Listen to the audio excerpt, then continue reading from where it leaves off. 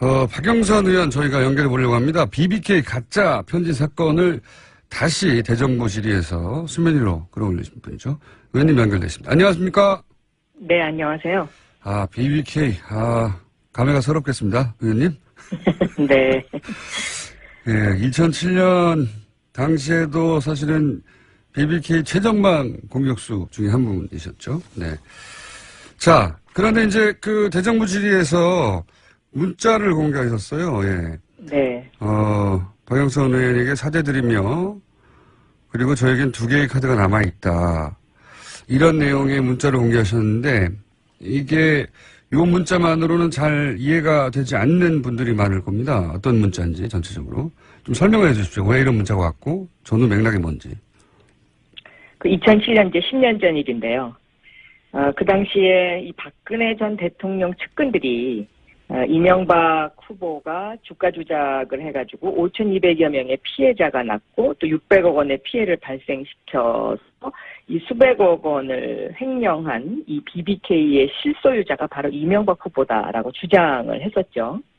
그런데 이 실소유자 문제가 나오니까 이제 이명박 그 후보께서 나는 실소유자가 아니고 피해자다 이런 이제 주장을 하면서 김경준이 실소유자다 이제 이렇게 계속 주장을 하면서 그 선거를 버텼는데 네네. 이 김경준이 이제 실질적으로 입국을 하게 되지 않았습니까? 네. 미국에서 입국을 하니까 이명박 후보의 지지율에 이상이 생겼어요. 네네. 그러니까 그 당시에 한나라당이 이 민주당이 이명박 후보에게 타격을 주기 위해서 김경준 씨를 국내로 데리고 왔다라는 기획 입국서를 주장을 하게 됐고, 그렇죠. 예. 그 주장을 뒷받침한 것이 바로 BBK 가짜 편지였습니다. 맞습니다. 그런데 이 가짜 편지를 흔든 사람은 바로 당시에 그 홍준표 클린정치위원장이었거든요. 네네. 근데 이 홍준표 클린위원장이 이 가짜 편지를 흔들면서 민주당과 김경준의 발언이 거짓이고 오히려 이것이 문제가 있다. 뭐 이런 식으로 이제 이걸 뒤집어 씌우려고 하는 하나의 일종의 그 선거에 당선될 목적으로 어떤 사건을 조작한 이 조작 사건이었습니다. 있죠. 맞습니다. 네. 그런데 3년 3개월 후에 이 편지의 실제 작성자가 나타나서 기자회견을 하면서 네. 이 편지는 이명박 전 대통령 가족과 측근의 부탁으로 날조됐다. 이렇게 이제 기자회견을 하면서 그 후에 저한테 죄송하다는 문자를 보냈고요.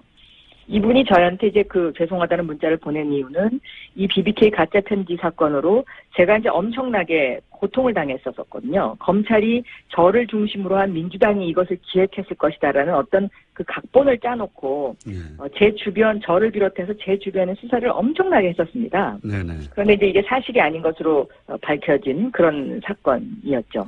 네. 그때 이제 가짜 편지는 사실 좀 약하고 증거 조작을 한 것이죠, 완전히. 예. 그렇습니다. 네. 네.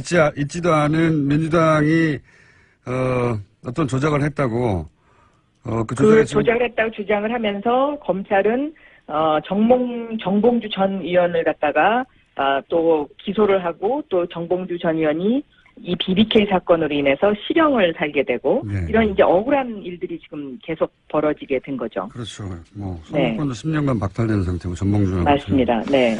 그런데 당시 한나라당에서 흔들었던 편지는 가짜라고 편지를 작성한 당사자가 당시에 폭로했지 않습니까? 신명 씨라고. 네. 그래서 그분이 이제 이 일로 고생하신 박영선 의원에게 죄송하다고, 그거 내가 쓴 가짜라고 이렇게 폭로하면서 보낸 문자인 걸로 보이는데, 그죠? 네네. 네. 그런데 이제, 지난 대정부 질문에서 새로운 증거가 있다고 하셨지 않습니까? 그 문자 메시지의 내용을 보면은요. 네. 나에겐 아직 두 개의 카드가 있다. 이렇게 써 있지 않습니까? 네네. 근데 이 2개의 카드가 지금 현재 밝혀지지 않았고요. 네. 이분이 그 문자를 보내면서 저한테 뭐라 그랬냐면 검찰청 발표는 담당 검사 박철우 검사 외에는 전부 거짓이다. 네. 이렇게 2가지의 이야기를 적었어요. 네. 제가 이제 여기서 말씀드리고 싶은 내용은 뭐냐면 검찰이 새로 출발하겠다 그러면서 인혁당 사건을 사죄를 국민한테 했었는데요.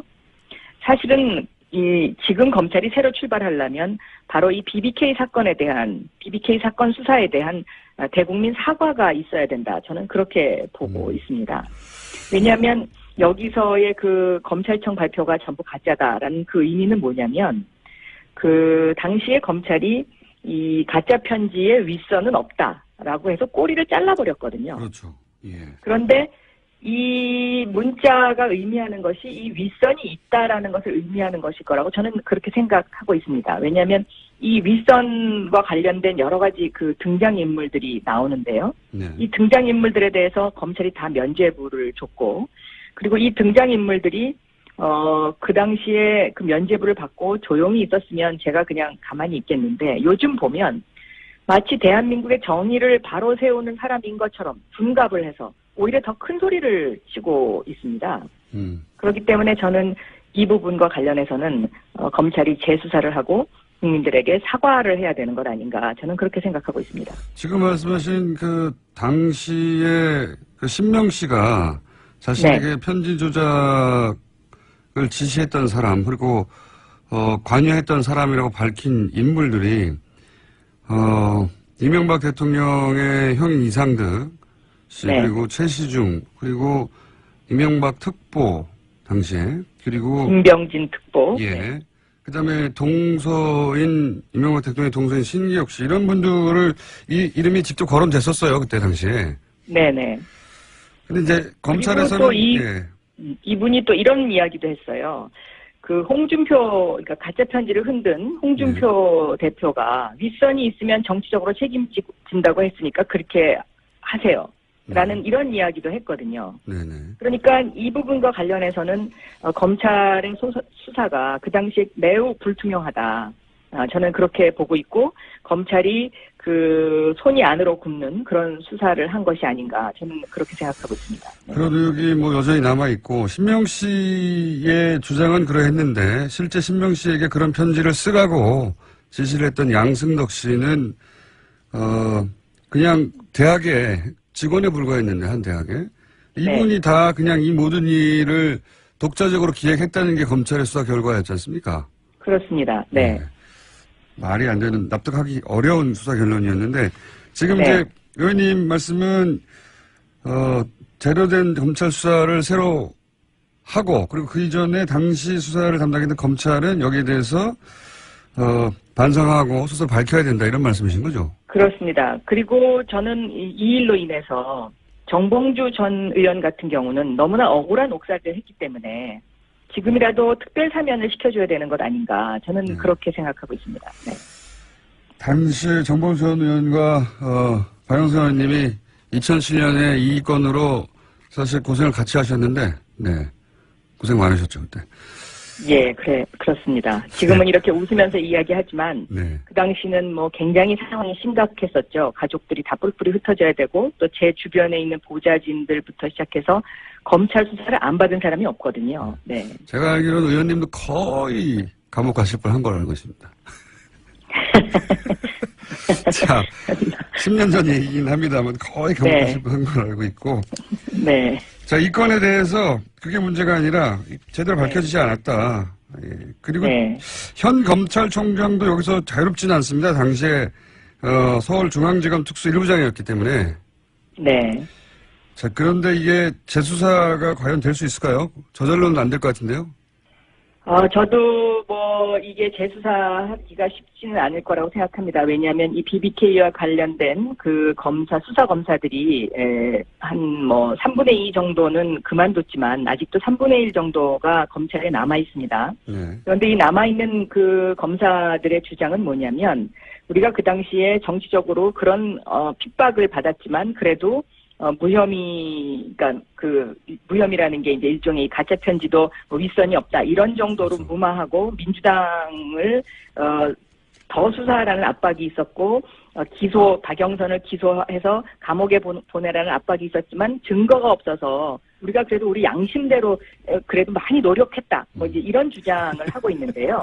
저는 그런 주장을 사석에서 할 게 아니고 국민 앞에 우리가 그 당시에 이러이러한 그 힘든 상황이었고, 그래서 우리는 이러이런 잘못을 했다. 그리고 사실 그 당시에 진실은 이러이러이러한 것이었다라는 것을 국민들에게 밝혀야 정의로운 대한민국으로 가는 어떤 하나의 초석을 만들 수 있지 않을까. 그리고 다시는 검찰이 이런 어떤 정치권에 휘둘리는 검찰이 안 되기 위해서라도 저는 이런 부분은 한 번 정도는 정리하고 넘어가는 것이 맞다라고 저는 생각하고 알겠습니다. 있습니다. 사석에서는 그런 이야기 하는군요. 당시에 검찰 출신들이. 네, 제가 듣기로는 정봉주 전 의원에게도 그 당시에 정봉주 전 의원을 수사했던 검사분들이 예. 우리가 그때 뭐 이래서 어쩔 수 없이 기소를 한 거다라는 이야기를 사석에서 하는 걸로 제가 알고 있습니다. 알겠습니다. 오늘 말씀 감사합니다. 여기까지 듣겠습니다. 네. 지금까지 더불어민주당 박영선 의원이었습니다. 친한 국민 여러분 안녕하십니까. 여러분의 귀염둥이 배우 MB입니다. 배우 아시죠? 요즘 막 잘 나가는 거 사상 초유의 두 영화 동시 주연. 하나는 저스트 게임, 또 하나는 막 공범죄들. 좀 있으면 또 깐내가 있지 않겠느냐, 그런 확신을 저는 가지고 있는 겁니다. 자, 그럼 그렇고 자, 또 보자. 에? 없네? 뭐 주진우가 왜 없노? 진우야, 진우 어디 갔어? 응? 애국? 비행기 타고 애국 갔다고? 일마 이거 또 뭘 이렇게 외국을 가? 참나 이거. 요즘 뉴스 공장 출연자들 영 마음에 안 들어. 주진우 글마 그러면 기자 같지도 않은 게 말이야. 저 전문용도 후루꾸라고. 가만있어 봐. 이 놓고 혹시 안 온 거 정장 아닙니까? 아이고 맞네. 아이고 저 정장님 요즘 안녕하시지요? 언제 밥 한번 해 밥. 근데 지금은 내 약속이 있어서 먼저 가봐야 되고, 꼭 나중에 맛있는 무요. 그거하고 저기 옛날 일은 다 잊어야지. 너무 그 사람 뒤끝 갖고 있으면 안 좋아. 정신을 봐야 안 좋다. 건강해진다고. 일단 나 오늘 간다. 네, 지난 4주간 이명박 전 대통령 시리즈 저희가 이어오고 있습니다. 우선 스튜디오에 나와 계신 안항구 총장님 소개드리겠습니다. 안녕하십니까? 안녕하십니까? 네, 잠시 기다려주시고요. 네. 왜냐면은 옆에 이제 주진우 기자가 같이 나와야 되는데, 오늘 또 다시 이제 이명박 전 대통령 관련 취재를 위해서 출국하는 관계로, 예, 전화 연결로 잠깐 대체해야 되겠습니다. 연속으로 몇 주간 문서도 공개하고, 또 그 문서 의미도 잘 짚어봤는데, 뭐 앞으로 계속 할 일입니다만, 자, 여기서 주진우 기자가 전화 연결해서 왜 나가는지, 그리고, 이런 문서 말고, 오늘 이제 스튜디오 못 나오니까 그동안 만나온 이명박 주변 인사들로부터 이 다스 실소유주 문제에 대해서 직접 들었던 구체적 정황이나 증언들이 있는지 한번 짚어보려고 합니다. 주진우 기자 연결됐습니다. 안녕하세요. 안녕하십니까. 네. 어디를 또 출국하십니까? 네. 이명박 대통령의 채취를 찾아서 멀리 갔습니다. 네. 채취. 네, 공항이죠. 네. 네, 지금 그렇습니다. 네, 잠시 후에 비행기 타는 걸 아는데, 자, 그럼 실소유주 문제를 계속 다루고 있으면 다스가 진짜 주인이 과연 누구냐 하는 처남 혹은 형이냐 아니면 이명박 전 대통령이냐 라는 의혹에 대해서 다루고 있는데, 그동안 이제 이 취재를 위해서 이명박 전 대통령 주변 인사들을 많이 만나왔지 않습니까? 네네. 네. 그러면서 이런 우리가 공개한 문서들도 받은 건데, 이렇게 받은 문서 말고 전해준 이야기, 그들의 증언은 또 없나요? 증언, 증거 많습니다. 특별히 이명박 대통령 측과 아주 가까운 사람이 한 얘기부터 하겠습니다. BBK 특검 때입니다. BBK 특검 때 다스에서 100억 원 이상의 비자금이 쏟아져 나왔어요. 이 부분은 이명박 대통령 측하고 강하게 연결돼 있습니다. 그때 정호영 특검이 덮었죠. 덮었는데 돈이 나왔기 때문에 돈이 어디에서 나왔다, 어디로 갔다 이런 출처를 만들어야 되지 않습니까? 그렇죠. 그런데 이명박 대통령의 막내 여동생이 전도사님이세요. 저기 서울의 어디 교회에 계신데, 그때 이 돈을 어떻게 썼다, 선교 자금으로 썼다, 그리고 뭐 헌금을 내서 했다, 이렇게 해서 확인서를 교회에서 받았어요. 그러니까 다스의 비자금이 나왔는데 이 돈이 대체 어떻게 쓰였나를 입증해야 되는 상황이었는데, 네. 당시 전도사였던 막내 동생분이 그 돈은 전도 자금으로 쓰였다, 혹은 교회에 헌금되었다 하는 네. 문서를 썼다고요? 네, 허위 내용의 그 문서를 작성했어요. 근데 허위 증명서를 내고 나서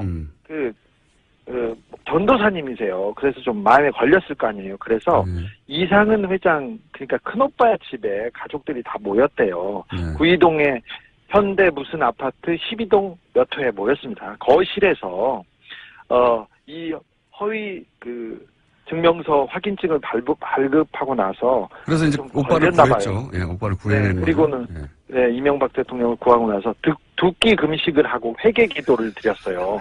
그러면서 그래서 옆에서 네.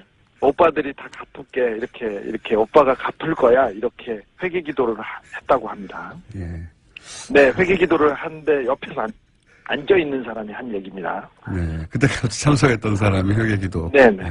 네. 그러니까 이명박 전 대통령의 비자금을 어디다 썼는지에 대해서 그게 비자금이 아니라 딴 데 쓴 게 아니라 교회에 헌금하였고 전도에 썼다고 예. 서류를 이제 가짜로 만들어서 전도사니까 냈는데 거기에 대해서 이제 마음에 걸려서 회개하는 기도 자리에 같이 참석했던 분의 직원이었고요. 또 다른 거 없습니까? 네. 좀 구체적인 거? 네, 회개 기도는 굉장히 엄숙했다고 합니다. 네. 자, 다른. 엄숙했다는데 왜 웃어요? 네. 엄숙할 수 있죠. 얼마나 네. 마음이, 네, 괴로웠겠습니까? 하나님 앞에. 자, 다른 실소유주 정황은 없습니까? 이명박 대통령은 그 대통령 후보자 시절과 그리고 대통령이 당선된 후에도 다스에 관한 가장 중요한 내용을 결정했다. 그리고 그랬다고 합니다. 그래서 이 문서를 통해서 그런 정황은 나왔는데 혹시 구체적인 증거는 있나요? 관련해서? 네, 가회동 집과 그리고 청와대 안가, 그 청와대 옆에 있는 청와대 안가에서 그 다스 사장에 대한 문제를 정확하게 그 누구랑 해서 보고하고 거기에 대해서 지시를 내렸다는 내용과 증언이 있습니다. 이 부분은 안가와 그 청와대 위치에 대해서 정확하게 그 안가의 위치에 대해서 그 증언하고 있습니다. 그러니까 청와대 안가에서 이명박 대통령 당선 이후에도 다스에 대해서 직접 보고를 하였다. 이런 말이에요, 한마디로? 그렇습니다. 네. 그러니까 이명박 대통령이 다스를 대통령 된 이후에도 안가에 직접 챙겼다. 뭐 이런 얘기네요. 인사 관련해서. 그렇습니다. 네네. 그게 이제 뭐 시기나 장소가 정확하게 특정된다는 거죠? 네네. 시기와 장소를 거의 정확하게 얘기하고 있습니다. 본인이 당선자 직접 시절에 그런 보고를 했던 당사자거나 혹은 뭐 직접 관계자로부터 들은 얘기인가요? 그 자리에서 이명박 대통령한테 보고한 사람이 얘기하신 내용입니다. 그렇군요. 네. 본인이 실소유를 하고 있지 않으면 그걸 직접 뭐 보고받는다는 건 말이 안 되는 건데. 또 다른 대통령 또, 선거 가장 그 첨예하게 그 대통령 선거에 그 가장 열심히 뛸 때였고 당선자 시절 가장 바쁠 때도 다스를 챙겼습니다. 알겠습니다. 또 하나의 증언이 추가되는 셈이고 또 다른 관련 증언이나 인사의 발언은 없습니까? 취재가 있습니다. 네. 최근까지도 네. 다스의 그 임원의 인사 문제라든지 그 다스의 가장 중요한 내용은 이명박 전 대통령이 논현동 사저에서 직접 챙겼다고 합니다. 그 자리에는 시영 씨, 그러니까 그 이명박 대통령의 아들이 참석했고요. 그 최근에는 어떤 얘기까지 있었냐면은 김재정 씨, 그 다스의 최대 지주였던 김재정 처남, 씨가 예. 있고, 예. 굉장히 그 상속세라든지 그 지분 처리하는데 골머리를 앓았어요. 그런데 지금 또 최대 주주인 이상은 씨가 건강이 어떻게 될지 모르고 그리고 너무 어렵고 그 다음에 그건 처리가 잘 안 돼서 사실은 다스가 이명박 대통령의 실소유주라는 것을 양심 고백하고 아들한테 물려주는 게 좋지 않겠느냐 이러면서 다스의 사장과 감사, 다스의 임원들이 모여서 회의를 했다고 합니다. 자, 이 앞에는 대통령 재임 기간에도 다스에 관련된 결정은 이명박 전 대통령이 직접 하였고 최근에는 자택에서 다스에 관한 결재를 해왔는데 그런데 최근에 이제 김대중 씨 사망 이후 상속과 관련해서 소유권 문제가 복잡하게 일어나니까 이상은 회장 또 한 사람의 지분 보유자는 이상은 회장이죠. 형인. 회장이 사망할 때는 얼마나 복잡해지겠느냐. 그러니 아예 이 시점에 양심 선언을 해서 이것이 이명박 전 대통령 거라고는 걸 밝히자. 그래야 이런 예. 문제가 없어진다라고 하는 다스 내에 간부들이 있었다. 예, 그렇습니다. 아, 그런 움직임이 있었다. 네네. 그래서 그 결론이 어떻게 났다고 합니까? 아직 양심 선언을 하지는 않았죠. 네. 사실, 이게 무슨 양심 선언입니까, 근데? 네, 그렇죠. 아니, 진실 선언이죠. 그냥 양심까지도 아니고. 그런데 선언을 하진 않았는데, 심각하게 고려하고 내부에서 좀, 그 방안을 좀, 찾는 그런 일들이 있었습니다. 거기도 복잡하게 돌아가는군요. 마지막 네. 질문인데, 혹시 저희가 이제, 물론, 뉴스공장 외에는 아무도 안 다뤄주고 있긴 한데, 만약에 이명박 전 대통령이 다시 실소유주라면 아주 뜨끔할 문서들과 내용을 계속 다루고 있어요. 네, 네. 만약이 아니라, 네, 거의 그렇습니다. 네. 그런데, 언론에서, 다른 언론에서는 이제 안 다뤄주고 있긴 하지만, 이 방송을 들은 관계자들은 뜨끔뜨끔 해가지고, 뭔가 이제 반응이 있을 법도 한데, 혹시 반응은 없습니까? 주변에? 반응이 많습니다. 특별히 이명박 대통령 주변에서 변호사들이 계속 들어와서 회의를 하기 시작했다고 합니다.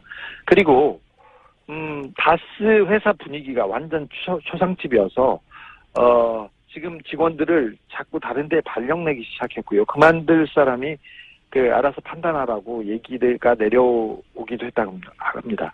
직원들이 거의 초긴장 상태고요. 그래서 문건 유출자를 색출한다고 뒤지고 있고, 그 다음에 다량의 문서 소각이 다스 공장 내에 있다고 합니다. 더더욱 좀 놀라운 것은 제가 10년 넘게 이명박 대통령 주변을 지금 취재하고 추적하고 있는데, 제가 만나고 싶었던 사람들이 절대 만나주지 않았어요. 그러니까 이명박 대통령의 재산을 관리하거나 다스에서 핵심 인물을 띈 사람들이. 그런데 그분들이 연락을 하기 시작했습니다. 그래서 조금씩 진실을 말하기 시작했습니다. 알겠습니다. 예, 여기까지 하고요. 지금 안홍근 청장님 옆에 앉아서 멀뚱멀뚱 심심하게 계시거든요. 예, 잘 다녀오시고 이번 취재 관련해서 만약에 목적한 어떤 취재가 성공을 하면 현지에서 전화 연결을 한번 하기로 하고요. 바로. 네. 네. 돌아오기 전에 바로 연결하죠. 하기로 하고 오늘 여기까지 하겠습니다. 감사합니다. 네. 네. 안전하게 잘 다녀오시고. 자, 청장님 얘기 들으셨죠? 네. 주변에서도 꽤 흔들리고 있다고 해요. 네. 그럴 수밖에 없는 것이 잘 모르시는 분들은 잘 모르시겠지만 저희가 지금 짚고 있는 게 아주 핵심이거든요. 그렇습니다. 진짜 다스가 누구일 것인가에 대해서 핵심 문서나 핵심 직원들을 짚고 있기 때문에 당사자들은 떨릴 수밖에 없죠. 그럴 겁니다. 예. 이거 기사를 안 써주십니까, 여러분? 자, 안 써주시든 말든 계속 하겠습니다. 오늘은, 지난주에 그런 얘기 했지 않습니까? 물려주기 위해서. 네. 김대중 씨의 처남이 갑자기 사망하고, 예. 최대주였죠. 40%를 돌려고 있는. 사망하고 나서 그 재산을 정상적이라면 김대중 씨 유족에게 자연스럽게 물려줘야 되는데. 그렇습니다. 이게 청와대에서 여러 가지 시나리오가 검토됩니다. 그렇습니다. 유족 의견은 하나도 없고. 예, 대안이 6개나 가지고 검토하죠. 예. 예. 문서를 저희가 확보해서 이제 지난주에 분석을 했는데, 아니, 김대중 씨가 최대 주주고 김대중 씨가 사망했는데 왜 유족들 의견은 하나도 없고, 이거를 청와대에서 검토하느냐 예. 하면서 이것을 검토한 사람이 실소유주지, 김대중 씨는 실소유주가 아니라고 봐야 한다. 그렇습니다. 이런 정황들에 대해서 얘기를 해왔는데, 오늘 시간이 짧긴 합니다만 5분 이내로 그 문서를 또 추가적으로, 그러니까 이것은 김대중 씨 재산이 아닌 것 같아 라고 하는 추가적인 정황이 또 있습니까? 예, 상속 전에 이제 김재정 씨가 49%로 네. 최대 주주였지 않습니까? 네.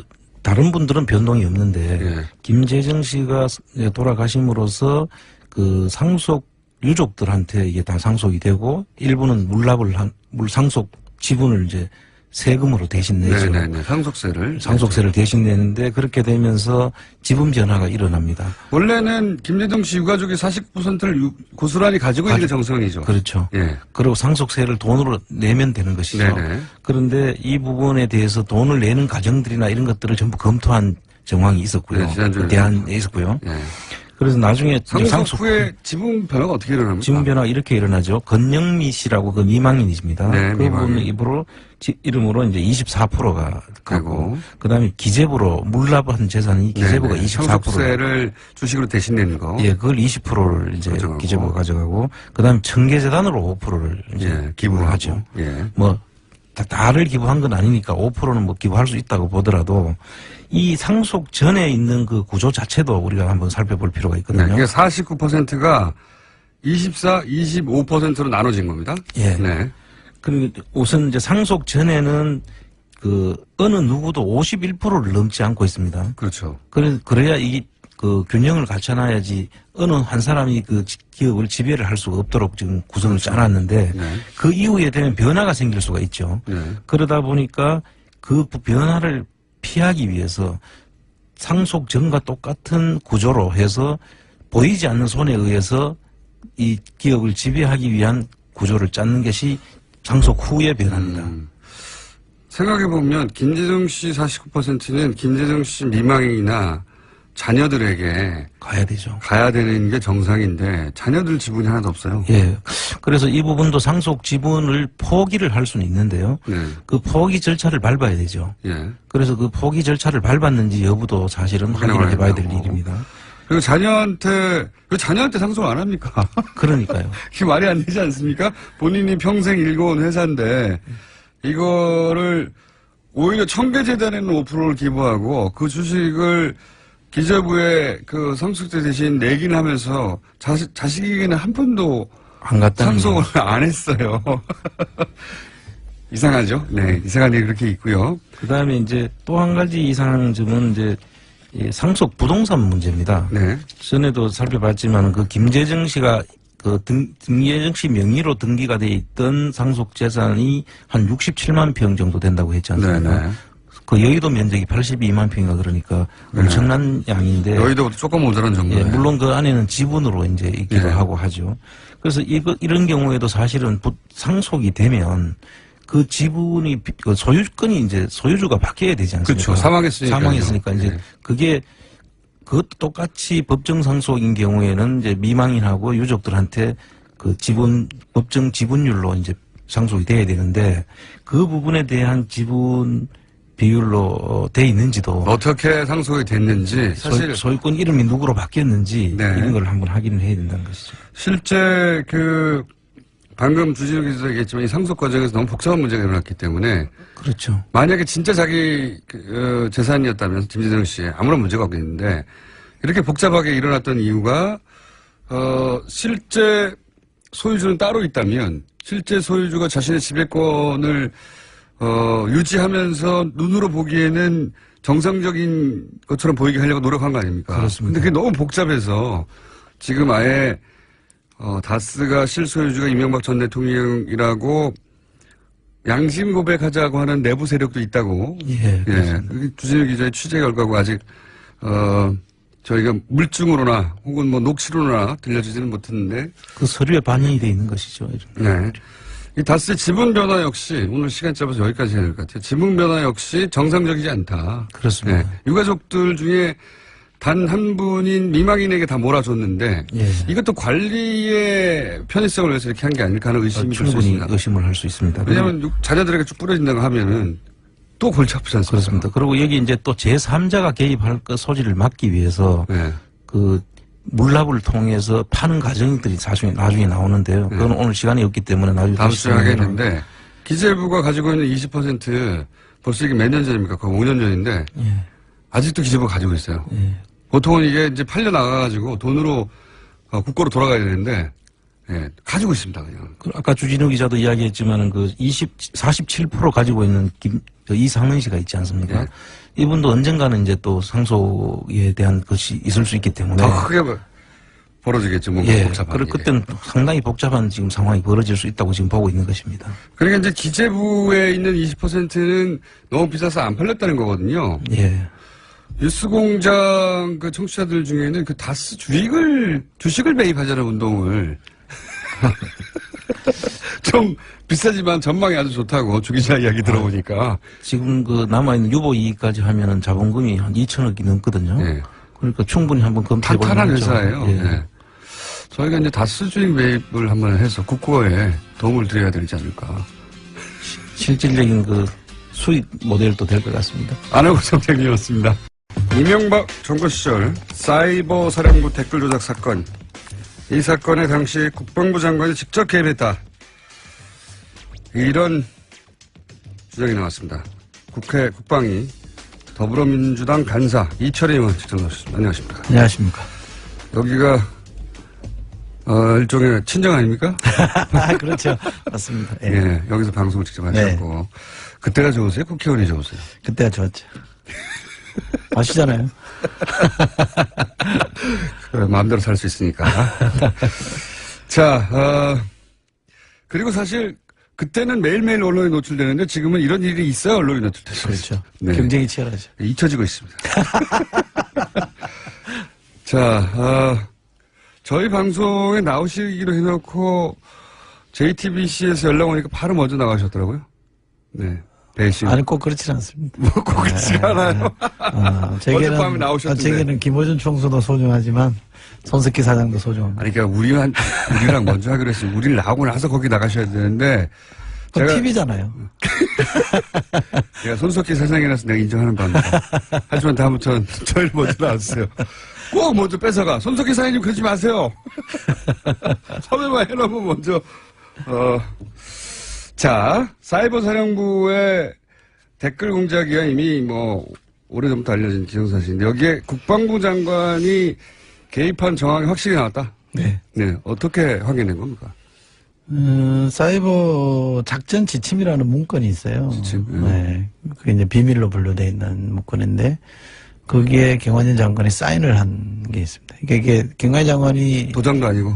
사인을 했습니다. 자기 이름을 직접. 썼는데 처음에 이게 불거졌을 때 지난 정권에서는 장관한테까지 당시 국방장관이었던 보고가 안 됐다 이렇게 사이버 사령부 끊었죠. 단장에서 끝났죠. 그렇죠. 네. 그래서 이게 머리 자르기라고 그러지만 머리 자르기로 끝났는데 아무리 봐도 그거는 상식적으로 이해가 안 되는 거거든요. 장관 모르게 뭘 할 수 있다는 국방부가 불가능합니다. 그래서 그 증거를 찾기 위해서 백방으로 노력했는데 그 문건이 이제 확인이 된 거죠.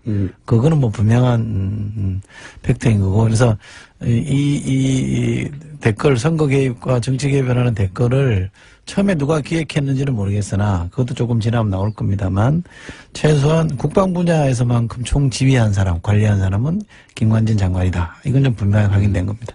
본인이 알고 있었다, 게다가. 그럼요. 보고도 수시로 받았습니다. 이게 이제 국방부가 그렇다고 청와대 몰래 네. 이걸 했다는 것도 상상할 수가 없는 일입니까? 이게. 그것도 불가능하고요. 네. 거기 보면 사이버 사령부에서 군에 가보신 분들은 아시겠습니다만 일일 상황일지 같은 걸 쓰잖아요. 네네. 그 상황일지에 보면 청와대 BH라고 표현했습니다. 블루하우스라고 흔히 우리 쓰잖아요. BH 보고라는 문구가 여러 군데 나옵니다. 보고가 됐다는 얘기죠. 보고된 거죠. 네, 그리고 그 전에도 제가 지금 확인 중에 있습니다만 청와대 주재로 회의를 했다라는 얘기도 있거든요. 그것만 좀 이렇게 문서로만 확인되면 그것도 분명히 청와대까지 간 거는 분명하고 그러니까. 그렇죠. 네. 그러면 그것이 이제 이명박 전 대통령에게도 보고가 됐느냐 하는 건 또 한 번 단계를 넘어서야 되는 그렇죠. 거잖아요. 네. 거기까지는 아직 못 가신 거고. 그렇죠. 그러니까 김관진 당시 국방부 장관이 알고 있었고 그리고 청와대에 보고했다까지는 확인된 거네요. 그렇죠. 예. 그럼 김관진 전 국방부 장관이 사이버 사령부 댓글 공작 관련해서는 조만간 소환되거나 법적 책임을 물 대상이 되겠네요.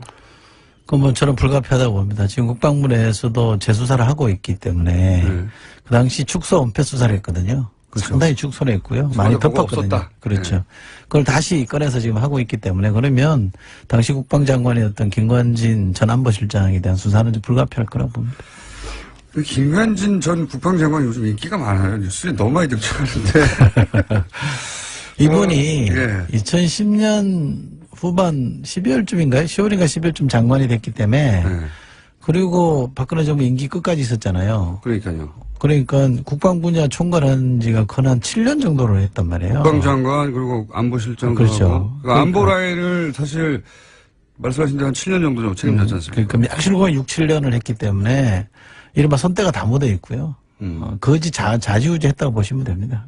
그 과정에서 묻혀있던 것들이 이제 속속 나오는 거고 그 책임의 상당 부분은 김관진 장관이 져야죠. 보통 그 다음 정부에서 전 정부 인사를 고스란히 쓰진 않는데 김관진 전 장관의 경우에는 사실은 뭐랄까요? 승진했어요, 승진.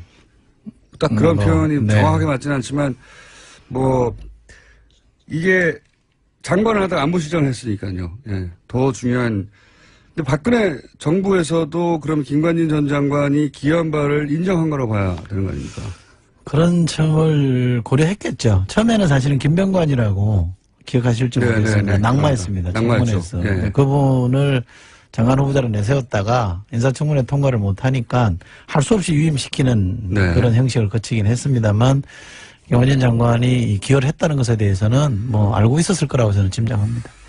그리고 요거 사이버 살인 관련해서는 제가 개인적으로 주목하는 사안 중에 하나가 이제 청와대에 보고하지 않았다고 이전 조사에서는 끝이 났었는데 근데 사실 최근에 나온 보도에 따르면 청와대에 보고했다는 문서를 이미 확보하고도 청와대까지 안 갔다고 꼬리 자르기를 했다 이런 거잖아요. 근데 이제 그 문서가 나온 것이 김모 국무원의 컴퓨터였는데 거기까지만 있으면 이제 지금까지 쭉 나왔던 여러 가지 일련의 보도 과정에서 이제 추가 정보가 나왔구나 싶겠는데 그 국무원이 또 하필이면 양심 선언을 하겠다고 얘기하고 나서 2주 후에 교통사고로 죽어요.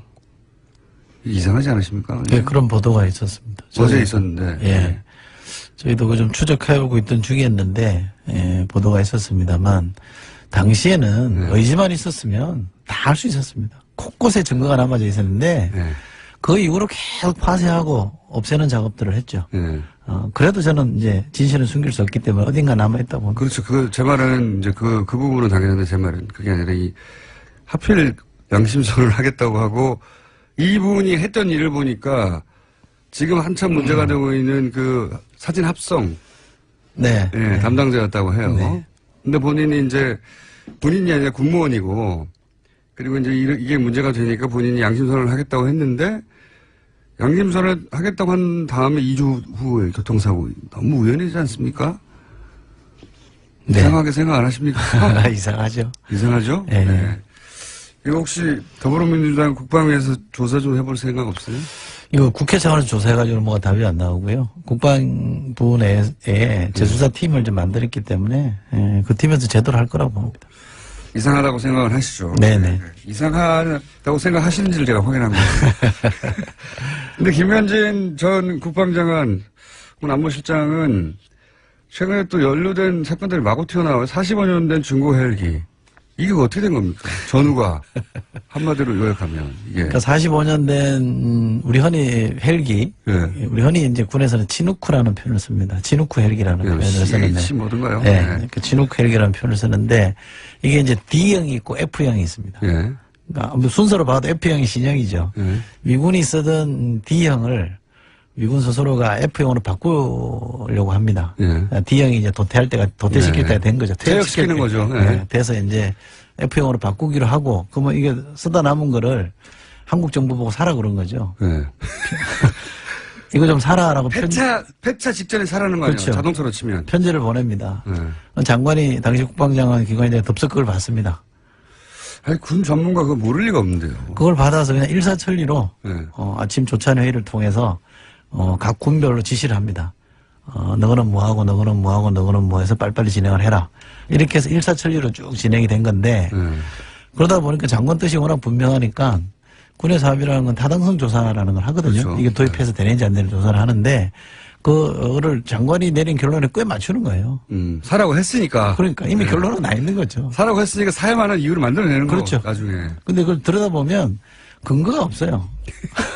이게 수명이 뭐 한 25년 늘어날 수 있다라고 얘기를 하는데 네. 그럼 근거가 뭡니까? 그럼 아무 근거 없습니다. 그냥 정비 잘하면 그럴 수 있답니다. 이런 건데 기름칠하고 안 쓰는 거예요. 25년간 그런 거 가능할 수도 더 있죠. 재밌는 건 뭐냐면 이거 만든 회사가 보잉사인데 그 보잉사한테 확인해봤냐 그랬더니 보잉사는 확인을 못 해준다 그러는 거예요. 확인해 줄 리가 없죠. 제조사는 확인을 못 해준다는 네. 거고 우리 비행기는 항법 장치라는 게 있습니다. 네, 또 GPS. 생존 장치라는 네. 게 있고 이런 거는 또 같이 못 판다 그런 거예요. 나중에 줄게 이렇게 되는 거고. 그걸 왜 비행기가 날아가려면 그거 필요한 거 아닙니까? 필요하죠. 작전을 수행하려면 그게 필요한 건데 그걸 왜 나중에 줍니까? 그 작전을 수행을 못 하는 거죠. 그 다음에 좀 지나니까 이거 부품이 곧 단종됩니다 이러는 거예요. 그 기가 막힌 거죠. 그러니까 이 비행기는 사실은 쓸 만큼 썼으니까 박물관에 전시해놓고 이제 네. 관람객들이 보면 돼요. 워싱턴 스미스소니언 박물관 같은 데 들어가야 되는 그렇죠. 겁니다, 이거. 네. 우리나라 전쟁기념관 이런 데 가면 되죠. 이거를 평생 그군에 있었던 국방부 장관이 이거 2003년에 이미 단종된 모델이라고 그죠. 하는데 이미 단종도 됐고 군이 미 군에서 퇴역시키고 차기 버전으로 넘어간다는 걸 모른 채 샀을 리는 없고요. 그럼에도 네. 불구하고 산 이유는 뭐라고 보십니까? 미국이니까 사줬겠죠. 미국이니까 사준다고 하더라도 뭐 이유가 있을까? 압력이 있다든가 도저히 견딜 수 없는 아니면은 압력이나 이권이 있다든가 사주면 좋은 둘 중에 하나지. 이거 기분이 갑자기 좋아가지고 사줘 1,500원어치 1,500원어치 모르겠는데 1,500억치 이게 말이 안 되잖아요. 차라리 압력입니까 이윤입니까 이게? 구체적인 압력이 있었다거나 예. 자기 이해관계가 있었다면 그게 확인된다면 차라리 저는 낫겠습니다. 미국이 그렇게 막 거세게 압력을 넣었기 때문에 마지못해 샀다.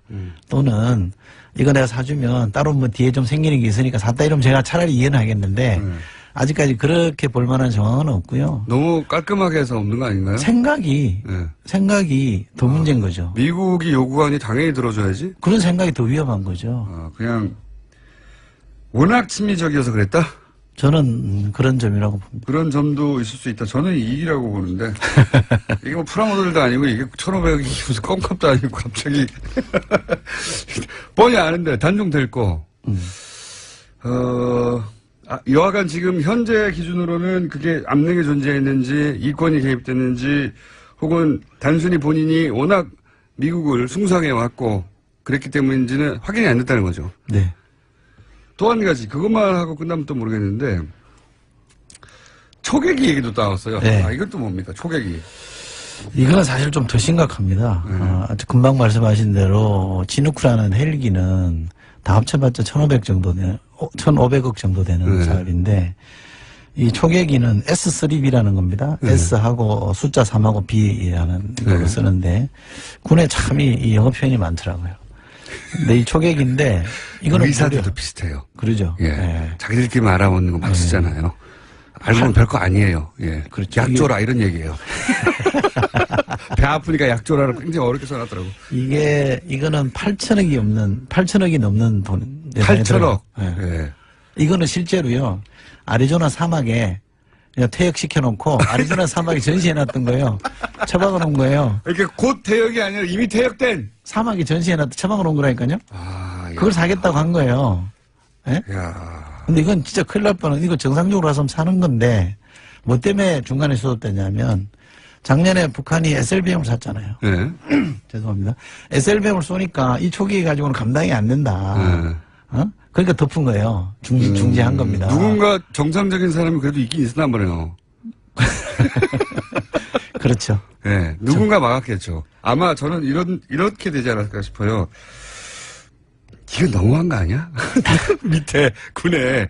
아니, 이제 군이 다 바보거나 멍청하거나 그게 아니지 않습니까? 거기 얼마나 유능하고 똑똑한 사람도 있겠어요. 그럼요. 근데 이제 군의 특성상 장관이 하라고 해야 되는데, 너무한 거 아니야?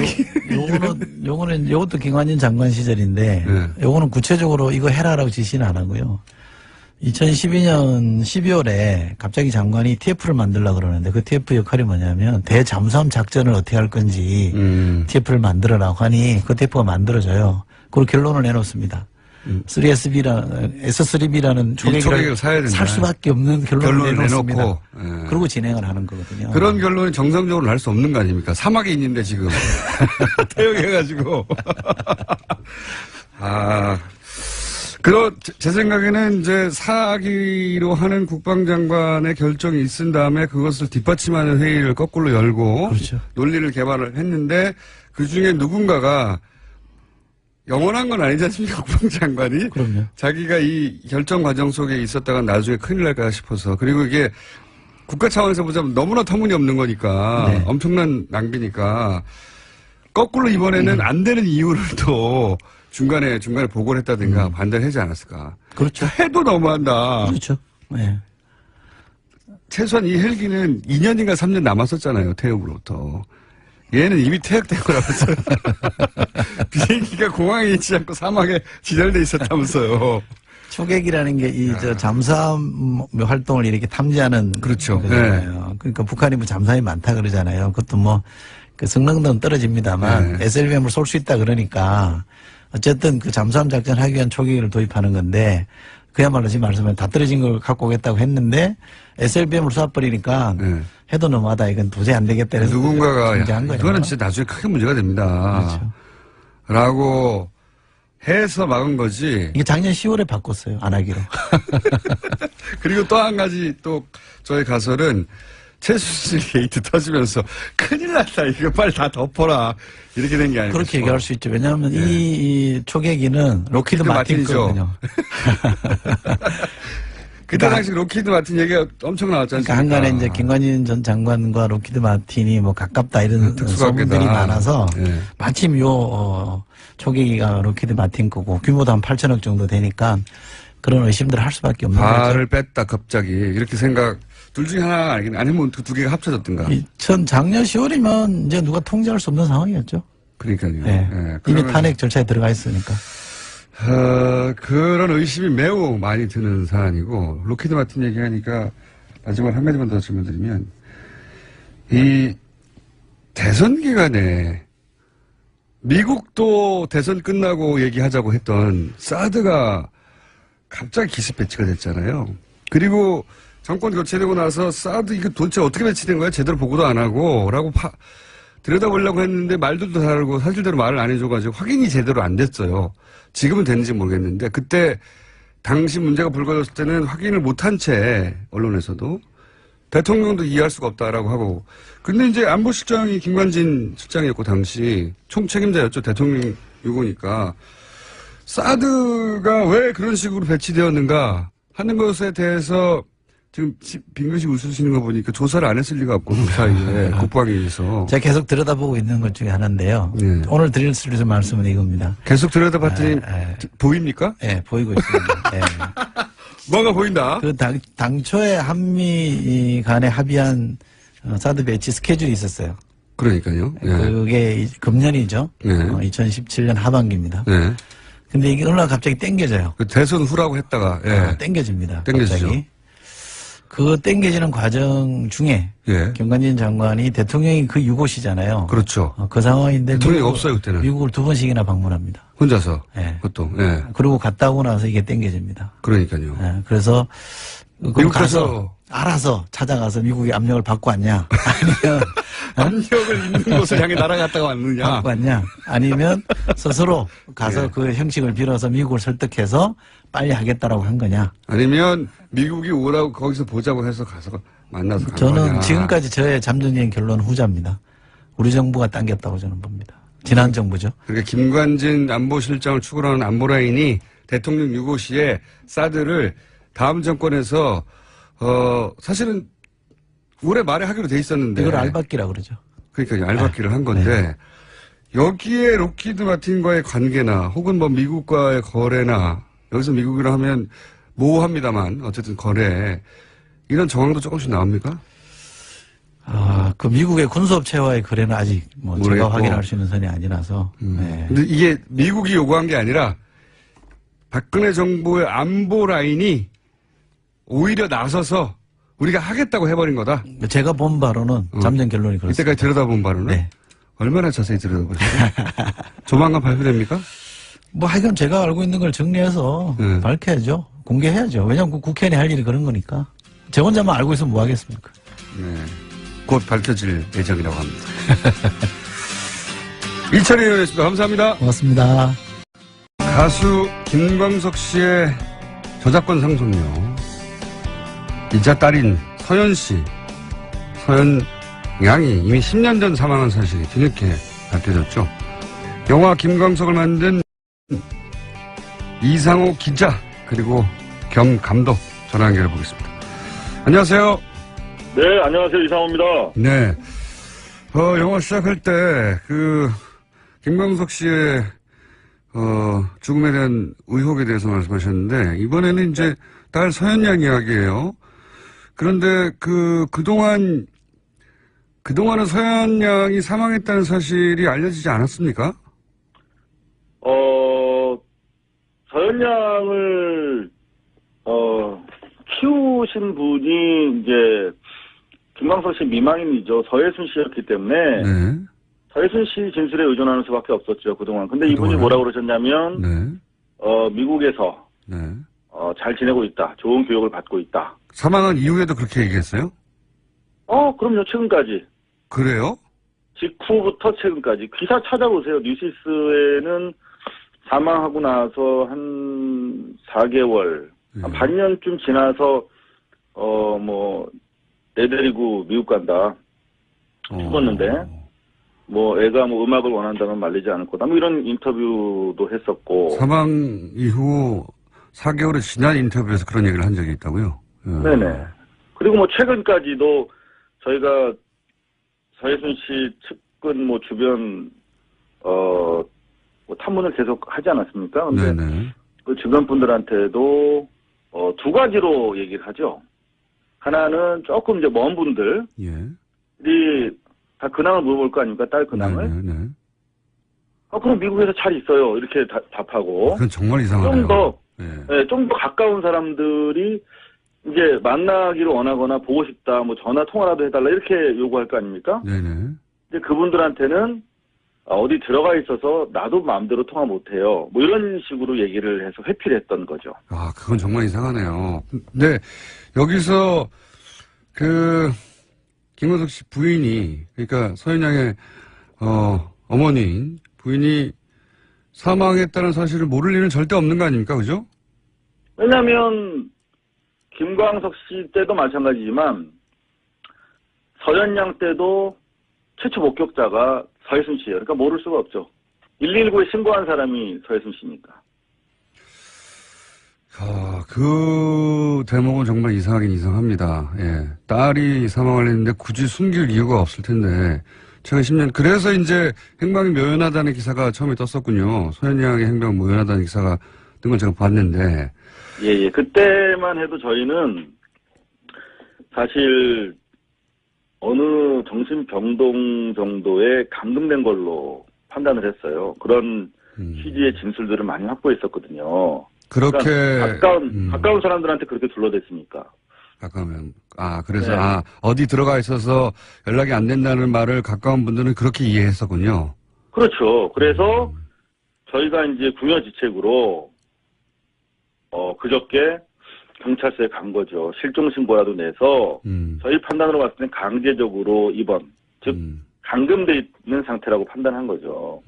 근데 이제 그 과정에서 용인 동부경찰서에서 감금 안 됐는데요? 이렇게 얘기하더라고요. 당연하죠. 사망했으니까. 저희 정말 놀랐습니다. 그거 정말 놀랄 일인데, 예. 부모가 살아있다고 하면 다들 그냥 그렇게 믿었겠죠. 다만 어디에 있느냐의 문제인 줄 알았는데, 네. 10년 전에 사망했다. 근데 이제, 언론에 보도되기로는, 당시 사망 원인은 급성 폐렴이고, 타살 혐의점이 없어 내사 종결했다는 게 당시 경찰 얘기 아닙니까? 이 서현 양의 죽음에, 물론 이제 죽음을 지가 며칠 안 되기 때문에, 예. 네네. 아직은 들여다봐야 될 부분이 있을 것 같긴 한데, 현재까지 석연치 않은 측면이 있습니까? 일단 기본적으로 석연치 않은 점, 조금 전에 우리 진행자께서 말씀하셨던 것처럼 왜 숨겼을까, 엄마가. 예, 그건 정말 석연치 않습니다, 예. 예, 그 부분이 가장 석연치 않은 부분이고요. 납득하지 않고요, 예. 예, 그것과 관련해서는 충분한 그 이유가 저희가 판단할 수 있는 근거가 있어요. 그 부분에 대해서 물으시면 제가 다음 질문으로 답을 드릴 텐데, 네. 일단 경찰 수사와 관련해서는 지금 저희 뭐 짧은 시간이지만 많은 제보가 들어오고 있고 취재가 이루어지고 있는데, 네. 경찰이 타살 혐의점을 찾지 못한 거지 없는 건 아니었던 거죠. 그러니까 그 당시에는 서혜순 씨에 대한 전반적인 뭐 사태 이해를 경찰이 갖지 못했고, 상식적으로 부모가, 엄마가 딸이 이렇게 집에서 숨진 채 발견됐다, 네. 이런 신고를 했을 때 의심하기 쉽지 않죠. 그건 뭐 당연하죠. 예. 예. 근데 일단 현재 상태에서도 경찰이 발표한 수사 결과와 저희가 확보하고 있는 제보 내용과 중요 부분에서 틀린 점이 상당히 많아요. 어떤 제보가 왔습니까? 네. 요거는 이제 저희 팩트 파인딩 중인데요. 네. 공장장님께서 물으시니까 답을 드리자면, 네. 일단은 제보 받고 팩트 파인팅 하는 와중이긴 한데 제보는 왔다. 그 제보 내용이? 네네. 일단, 숨진 채 병원에 도착했다는 거예요. 이미 숨진 데 도착했고, 예. 네, 김광석 씨 때랑 똑같은 겁니다. 예. 만약에 죽였다면 숨진 채 도착할 수밖에 없겠죠, 병원에. 살아있는데 도착할 수는 없겠죠. 그죠? 두 번째는, 서둘러서. 급성 폐렴이고, 위독한 상황이었는데 이미 사망한 채 도착했다. 위독한 채 너무 아파서 온 게 아니라, 일단, 네. 그게 하나 있고요. 예. 네, 그게 중요하고, 두 번째는, 의료 전문가들께서 많이 제보를 주시는데, 그렇죠. 예. 폐렴이라는 병이 그렇게 그 어린 나이에 급성으로 보통 어르신들께서 걸리시는 합병증으로 나오는 건데, 네네. 어린 나이에 그런 병력도 없는 16살 여자아이가, 네. 저희가 판단했을 때 상당히 정상적인 상태였거든요, 건강도. 서혜순 씨가 많이 아프다고 외부에다가 언론 플레이를 했지, 저희가 파악했을 때는 신체적으로 상당히 건강한 아이였어요, 정신적으로도. 근데 이 아이가 갑자기 3일 만에 발병을 해가지고 집에서 사망할 정도로 그렇게 급격하게 진전되는 병이 아니고, 네. 만약에 3일간 그 정도로 아팠다 그러면 병원에 바로 데려가야 할 그런 사안이었다. 그렇겠죠. 왜냐하면 네. 그 정도 아파서 숨질 정도면 어마어마한 그 흉부, 특히 통증을 유발하는데요.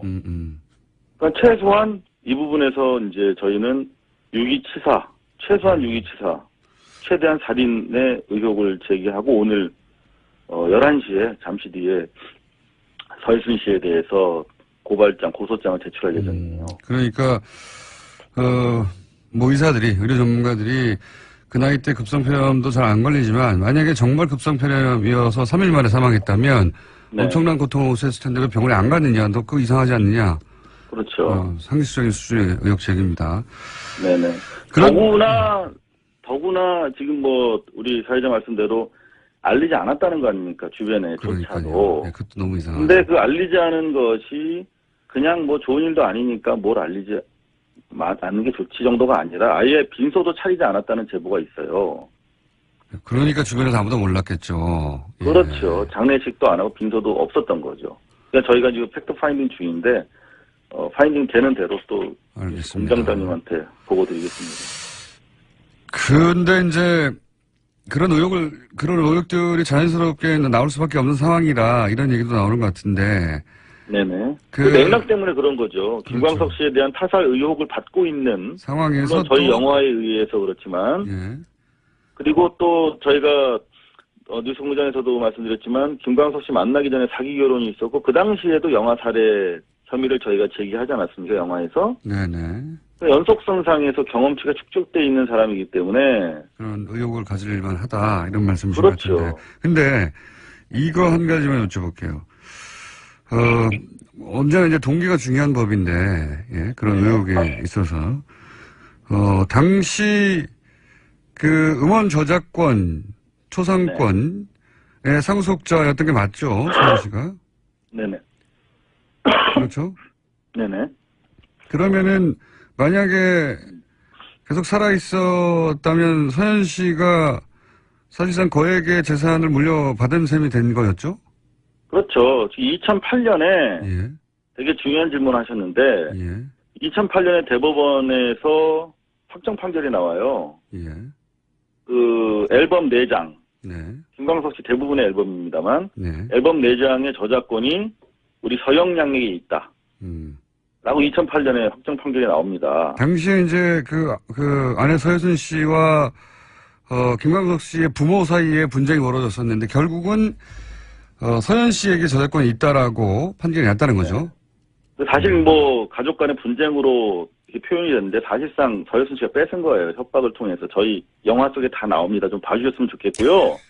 일단 기본 영화 보면 되게 쉬운데 이걸 설명하려니까 복잡해서 그래요. 아직 못 보신 분들이 많으니까요. 좀 설명을 해주시고. 예. 기본적으로 2008년 이제 가을에 최종적으로 서혜순 씨의 딸 서현양에게 앨범 4장에 대한 저작권이 있다는 판시가 나오는데 중요한 것은 이 판시의 주체 법익이 가는 사람이 서현양인데 이미 서현양은 2007년 12월 23일 죽었잖아요. 그러니까 죽은 사람을 상대로 소송이 결정난 거예요. 몰랐으니까 그런 것도 있겠네요. 서혜순 씨가 적극적으로 숨겼기 때문이죠. 그리고 이게 죽은 상태에서도 언론에다가 인터뷰를 하고 주변에도 알리지도 않고 장례식도 치르지 않았기 때문에 어쩌면은 그래서 사망을 숨겼을 수도 있겠네요. 예. 그렇죠. 그러니까 그렇다면 이제 그 재산은 어디 누구한테 가느냐라는 질문이 그 다음에 따를 텐데. 네. 당연히 그죠? 근데 죽은지를 아무도 몰랐으면은 물론 서혜순 씨가 그러면 당연히 그 재산을 누렸겠군요. 말하자면. 그렇죠. 지금 그래서 이제 빌딩도 상속받고 100억 원 정도 아마 더 나간다고 하는데 저작권 전체 규모가 100억 원. 그거를 단독으로 행사하고 있는 거죠. 원래는 딸 서연이랑 같이 나눠서 행사해야 되는데. 알겠습니다. 그렇기 때문에 이제 이 부분에 관련해서는 소송 사기죄가 적용되기 때문에 공소시효 안에 있거든요. 뭐 아까 6.27사죄도 그래서 오늘 저희가 기자회견 하려고 하는 목표는 서혜순 씨에 대한 재수사와 출국 금지를 요청하기 위한 것입니다. 혹시 마지막 질문인데 영화 이후에 김광석 영화 이후에 다큐니까 사경관이 점점 줄어서 고생하시고 있죠. 네. 예, 상업 영화가 워낙 많아서요. 예, 저도 다큐를 해봐서 압니다. 동변상련을 느끼며 이 말을 하다가 제가 질문을 거의 잊어버릴 뻔했네요. 영화 이후에 서혜순 씨를 접촉하신 일이 있습니까, 혹시? 연락이 됩니까? 계속 접촉하고 있어요. 소재는 계속 파악하고 있고. 아, 그래요? 네. 일체 연락을 끊고 잠정한 상태인데. 네. 지금 해외로, 빠져나가기 위해 상당히 재빠르게 준비를 하고 있기 때문에. 조금 조급한 그런 심정입니다. 그렇군요. 어디에 있는지는 정확하게 모르지만 연락은 되신다는 거죠? 아니, 연락을 전혀 안 받고 있고요. 안 받고 있다고요? 전혀. 저희 계속 위치 이동할 때마다 제보가 오고 있어요. 제보가 오고 있다. 네네. 알겠습니다. 요사는, 영화도 영화고, 영화를 넘어서서도 중요한 사건이라, 문제 제기해 주신 거 감사드리고, 저희가 계속 인터뷰 하겠습니다. 예. 자, 영화가 내려가기 전에, 빨리들 이 영화를 보시고요. 자, 오늘 말씀 감사합니다. 예, 감사합니다. 지금까지 영화 김광석의 감독 이상호 감독이었습니다. 김명수 대법원장 후보자가 아니라 이제는 이제 대법원장입니다. 인준안이 가결됐습니다. 앞으로 김명수 대법원장이 풀어야 할 과제들 어떤 것이 있는지 더불어민주당 박범계 의원 전화 연결해 보겠습니다. 안녕하세요. 네, 반갑습니다. 이 가결, 김명수 대법원장 체제 출범 어떻게 보십니까? 일단 임명 동의안이 참 천신만 곳 끝에 그래도 비교적 저희도 한 153표 뭐 이 정도 예상했었는데 생각보다 160표까지 나왔으니까 참으로 다행스럽고요. 사법부 수장의 공백을 하루라도 있어서는 안 되는데 통과가 됐습니다. 전체적으로 사법부 개혁에 대한 우리 국민 모두의 영혼이 이제 실현될 수 있는 그러한 계기가 되었다. 참으로 다행스럽다. 그리고 큰 기대를 갖고 있다 이런 말씀을 좀 드리겠습니다. 그 큰 기대가 이제 결국은 여러 가지 산적한 사법 개혁 과제를 잘 수행할 적임자다라고 해서 이제 기대를 갖고 계실 것 같은데 어떤 과제가 있습니까? 짚어주시자면. 기본적으로 이제 김명수 대법원장은 그동안 법원 행정처라는 말 그대로 사법부를 사실상 장악했다 그럴까 좌지우지했던 그런 조직의 출신이 아닙니다. 예. 야전에서 말 그대로 뭐 법관에게 야전이라는 표현하는 게 좀 어울리지 않는데요.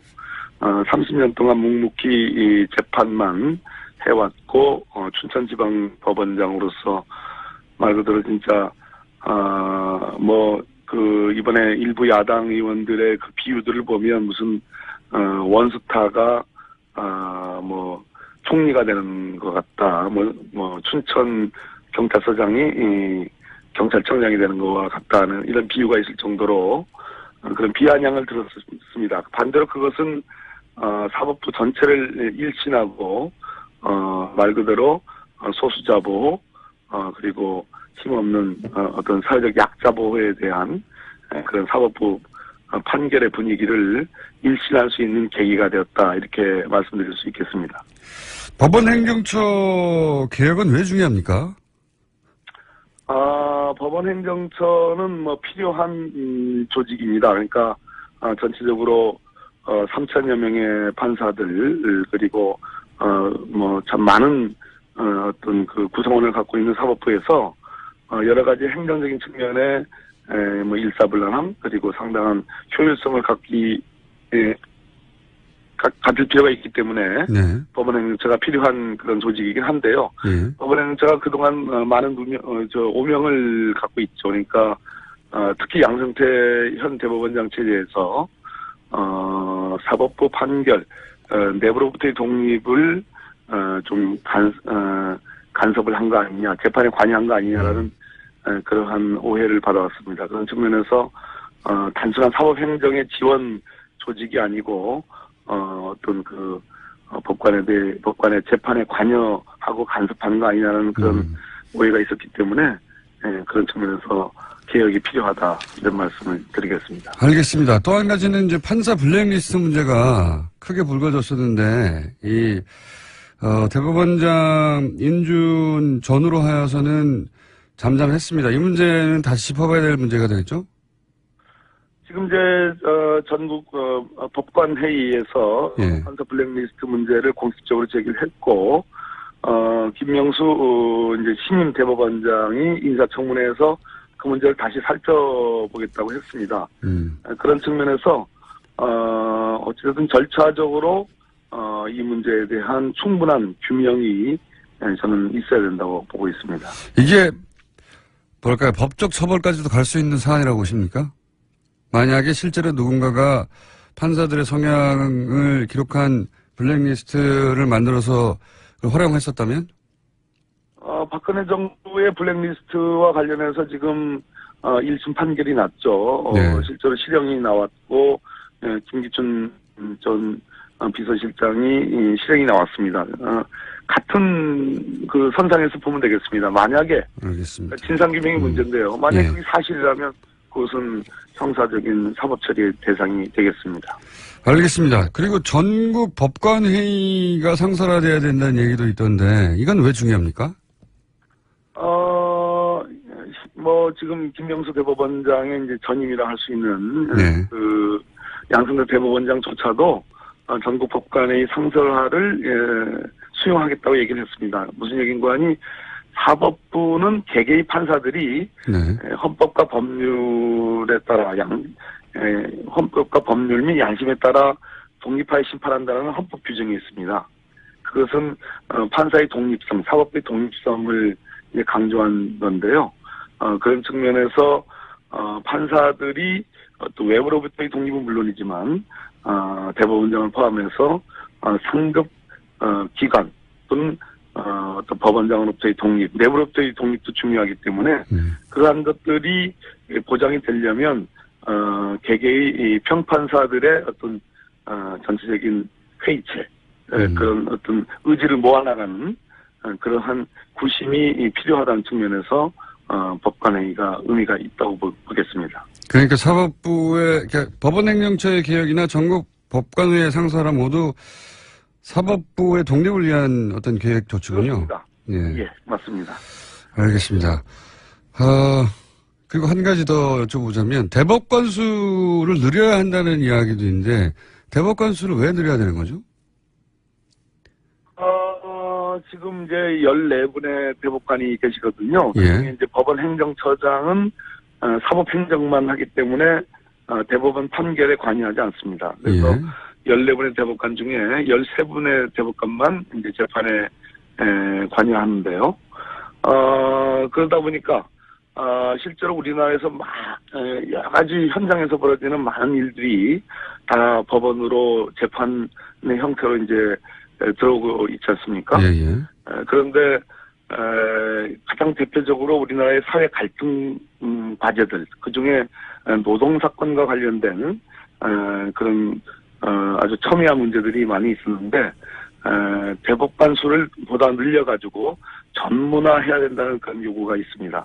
사회 갈등 과제를 법원이 제대로 다루기 위해서는 현재의 13분의 대법관의 그런 구조로는 충분하지 않다. 특히 대법원의 지형이 그동안 참여정부 때를 그나마 그때는 이제 독수리 오영제라고 그래가지고 네. 5분의 진보적인 대법관이 계셨는데 현재의 김영수 대법원장이 되시더라도 전체적으로 대법관이 고수화돼 있다라는 그런 비판이 있고 기울어진 운동장이라는 그런 비판이 있기 때문에 대법관 수를 늘려서 보수 대 진보의 어떤 균형을 찾아야 된다. 그런 측면에서 노동법원이 필요하다는 그런 지적이 있기 때문에 대법관 수 늘리는 문제가 중요한 화두가 되어 있습니다. 알겠습니다. 마지막 질문 한 가지만 더 여쭤보겠습니다. 양승태 대법원장이 그래서 이제 오늘 퇴임식을 하게 될 텐데 네. 지난 6년 양승태 대법원장 체제를 간단하게 평가해 보시자면요. 본인으로서는 좀 듣기 싫으시겠지만, 노력하셨지만, 대체로 박근혜 정부의 국정농단이 있었습니다. 그 부분을, 사법부와 직접적인 관계가 없지만, 대체로 보수화의 경향이 심화되고, 법관에 대한 재판의 관여, 간섭이, 눈에 보이지 않게 있어 왔으며, 대체로 기울어진 운동장에, 아무튼, 일조를 하셨다. 큰 점수를 주기는 어렵다. 그러나 어쨌든 수고하셨다. 이렇게 평가하겠습니다. 알겠습니다. 오늘 말씀 감사하고요. 의원님? 네네. 법무부 장관 언제 되십니까? 왜 그러세요? 오늘 말씀 여기까지 듣겠습니다. 감사합니다. 예, 감사합니다. 박범계 의원이었습니다. 어제 CBS 단독 보도로 MB 청계재단 뉴라이트 측근의 수천만 원 지원이라는 기사가 나왔죠. 이 문제 더불어민주당 적폐청산위 간사를 맡고 있는 진선미 의원 연결해서 잠깐 어떤 의미인지 짚어보겠습니다. 안녕하세요, 의원님. 네, 안녕하세요. 처음 불러주셨네요. 그렇습니까? 네. 그런 것 같습니다. 적폐청산위원회에 계시니까 앞으로 자주 오시도록 하고 이게 이제 무슨 내용인지 간단하게 정리를 해 주십시오. 네. 지금 우리가 국정원 댓글 사건의 전모가 밝혀지고 있잖아요. 끊임없이. 그런데 국정원 내부에서뿐만이 아니라 외부에 있는 사람들까지 지금 동원했다는 거 아닙니까? 네. 네. 근데 그 중에 뉴라이트 전국연합이라는 곳이 있었고, 그것이 변화된 그 단체가 있지 않습니까? 네. 네. 그런데 지금 이명박 대통령이 대통령 선거 직전에 공약으로 내세웠던 그 없는 사람들의 교육 장학 목적으로 쓰겠다고 한 청계재단을 만들었는데 그 청계재단의 복지 사업비가 바로 뉴라이트 연합 상임의장을 하고 있었던 김진웅 목사. 그 목사님이 운영하고 있는 재단으로 3천만 원, 매년 3천만 원 두 해에 걸쳐서 지급이 됐더라고요.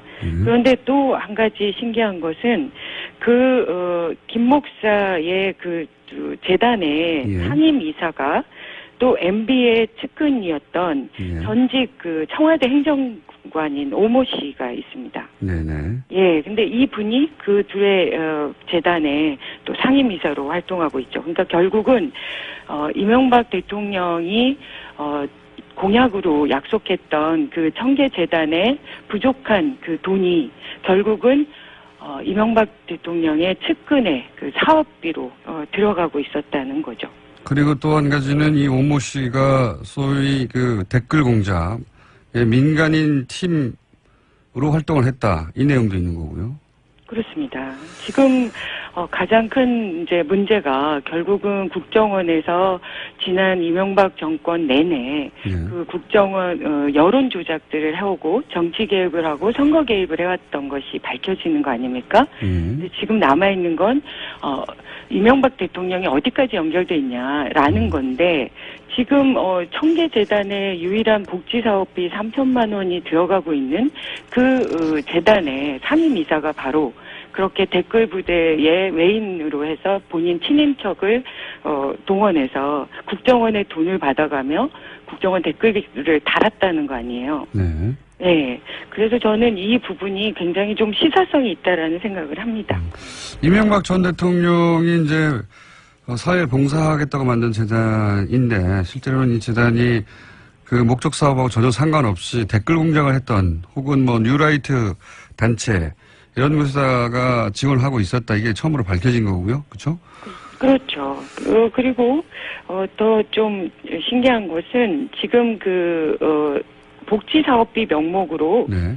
지급되고 있던 그 대안학교가 있거든요. 그러니까 네. 인터넷 중독자들을 치유하겠다라는 명목으로 네. 대안학교가 설립돼 있는데 그 설립된 학교의 준공식이 2013년에 만들어 있었는데요. 네네. 그때 이명박 대통령이 직접 참석까지 했다고 네네. 들었습니다. 그러니까 이명박 전 대통령이 이제 퇴임 이후에도 사실은 일종의 정치적 활동을 이런 조직을 통해서 간접적으로 한 게 아니냐, 뭐, 혹은 댓글 공작에 간접적으로 지원을 한 게 아니냐. 네. 이렇게 보여지는 거죠. 그것도 청계재단을 이용해서, 예. 네, 그런 의혹이 실제로 있습니다. 그리고 이제 저희가 이제 이 문제는 좀 초기 작업 중인데요. 네. 국정감사를 앞두고 그래서 실제로 지금 저희들이 조금 더 파보려고 하는데 그래서 목적을 기사에도 나와 있지 않지만 또 이 김 목사와 그 댓글을 달았던 그 오모 행정관이 실제로 사돈관계라고 하더라고요. 사돈관계요? 예, 사돈관계. 그리고 실제로 이 미인가 대안학교뿐만이 아니라 이 동두천의 그 재단이 동두천의 왕방산이라는 곳에 위치를 하고 있는데 이 분들의 재단의 목적 자체가 실제로는 학교가 다가 아니라는 거거든요. 네.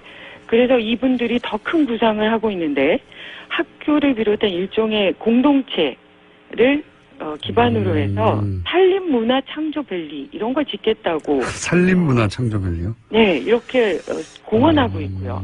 그리고 저는 이거랑 또 연결을 좀 해보고 싶은 게 그 청계재단이 2016년 10월경에 원래 장학재단이잖아요. 예. 그런데 복지재단으로 바꾸겠다고 목적 변경 신청을 냈었어요. 네네. 예, 그런데 그게 기각이 됐거든요. 네. 근데 그 상황이 실제로는 복지사업이라는 미명으로 유일하게 지금 지원하고 있는 게 바로 이 둘의 마을 재단 이쪽이거든요. 네. 그래서 뭔가 더 큰 배경이 있는 게 아닐까. 지금은 이제 단순히 지원 사실만 밝혀졌는데 좀 더 들여다보면 굉장히 수사 움직임이 포착되고 있다.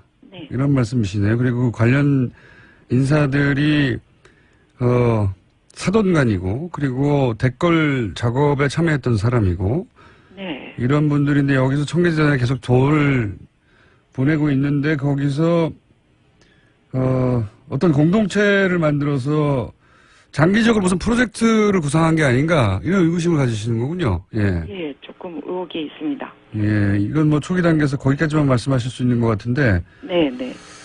나중에 밝혀지면 제가 또 말씀드리도록 하겠습니다. 근데 거론하신 걸 보니 미심적인 구석들이 여기저기 있나 봅니다. 아직 방송에서 말씀하실 수 없는데. 네. 네, 뭐가 있군요, 있기는. 근데 이게 단순히 복지 사업이 아니다. 예, 한마디로 말하면 어떤 모종의 목적을 가진 프로젝트의 일환이다. 이렇게 보시는 그런 것입니다. 의혹을 가지고 지켜보고 있습니다. 왜냐하면 지금 이명박 대통령에 대한 그 고소가 계속 나오고 있잖아요. 네네. 그런데 계속 목적은 MB 대통령이 지시를 했느냐, 알고 있느냐 네. 이런 부분들이 있지 않습니까? 네. 그런데 이 사건으로 보더라도 실제로 이제 밝혀진 거에 따르면 청와대의 행정관이었던 사람이 국정원의 월급을 돈을 받아가며 댓글을 달았는데 네. 그 댓글을 달았던 사람을 여전히 청계재단에서 지원을 하고 있다는 거죠. 네.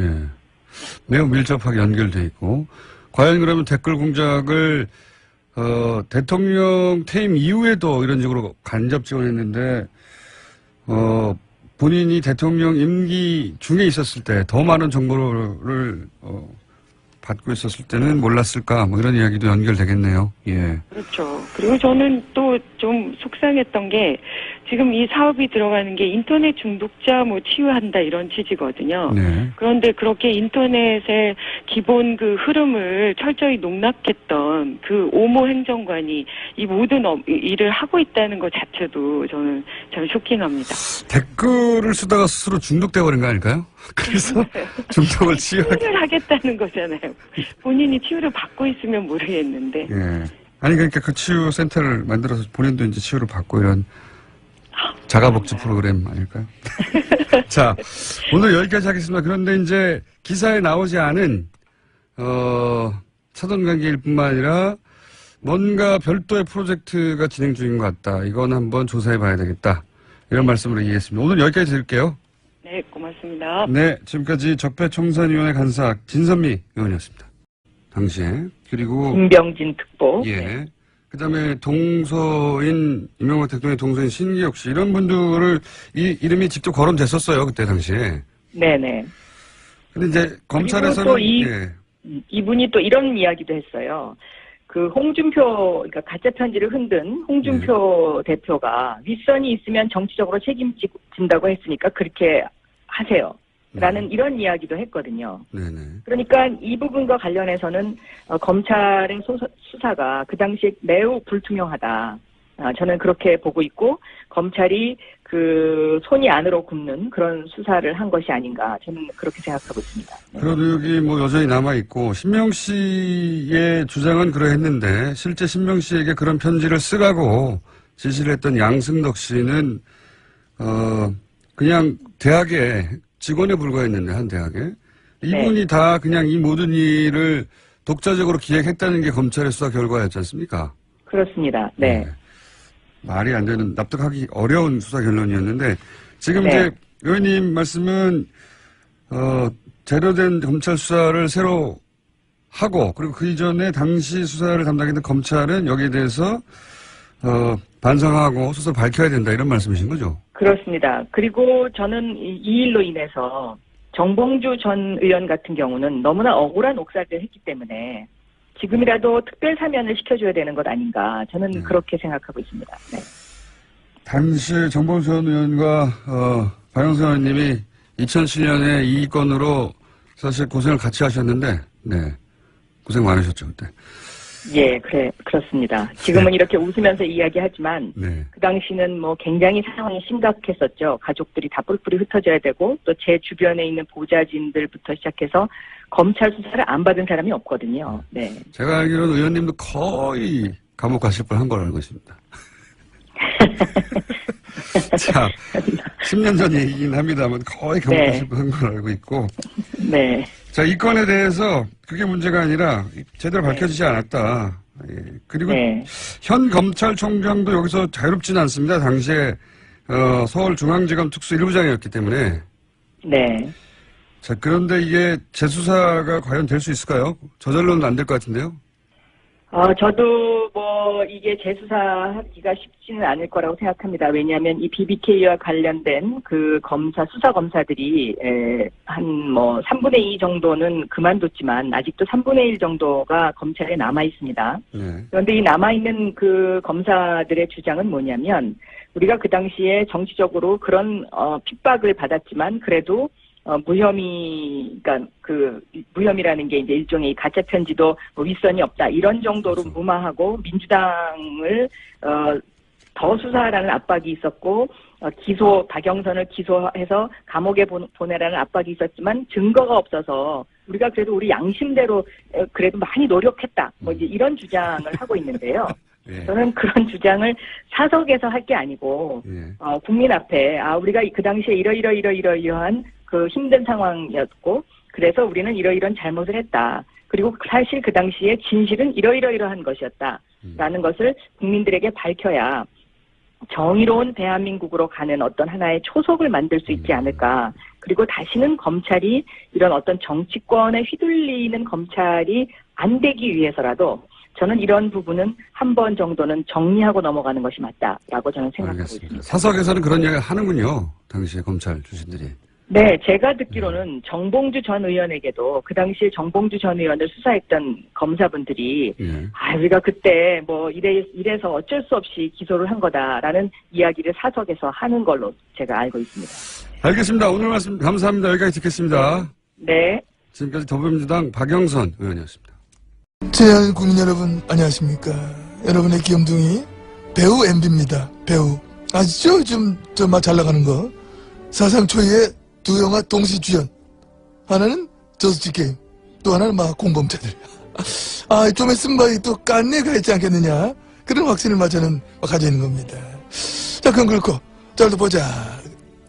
에? 없네? 주진우가 왜 없노? 진우야, 진우 어디 갔어? 에? 애국? 비행기 타고 애국 갔다고?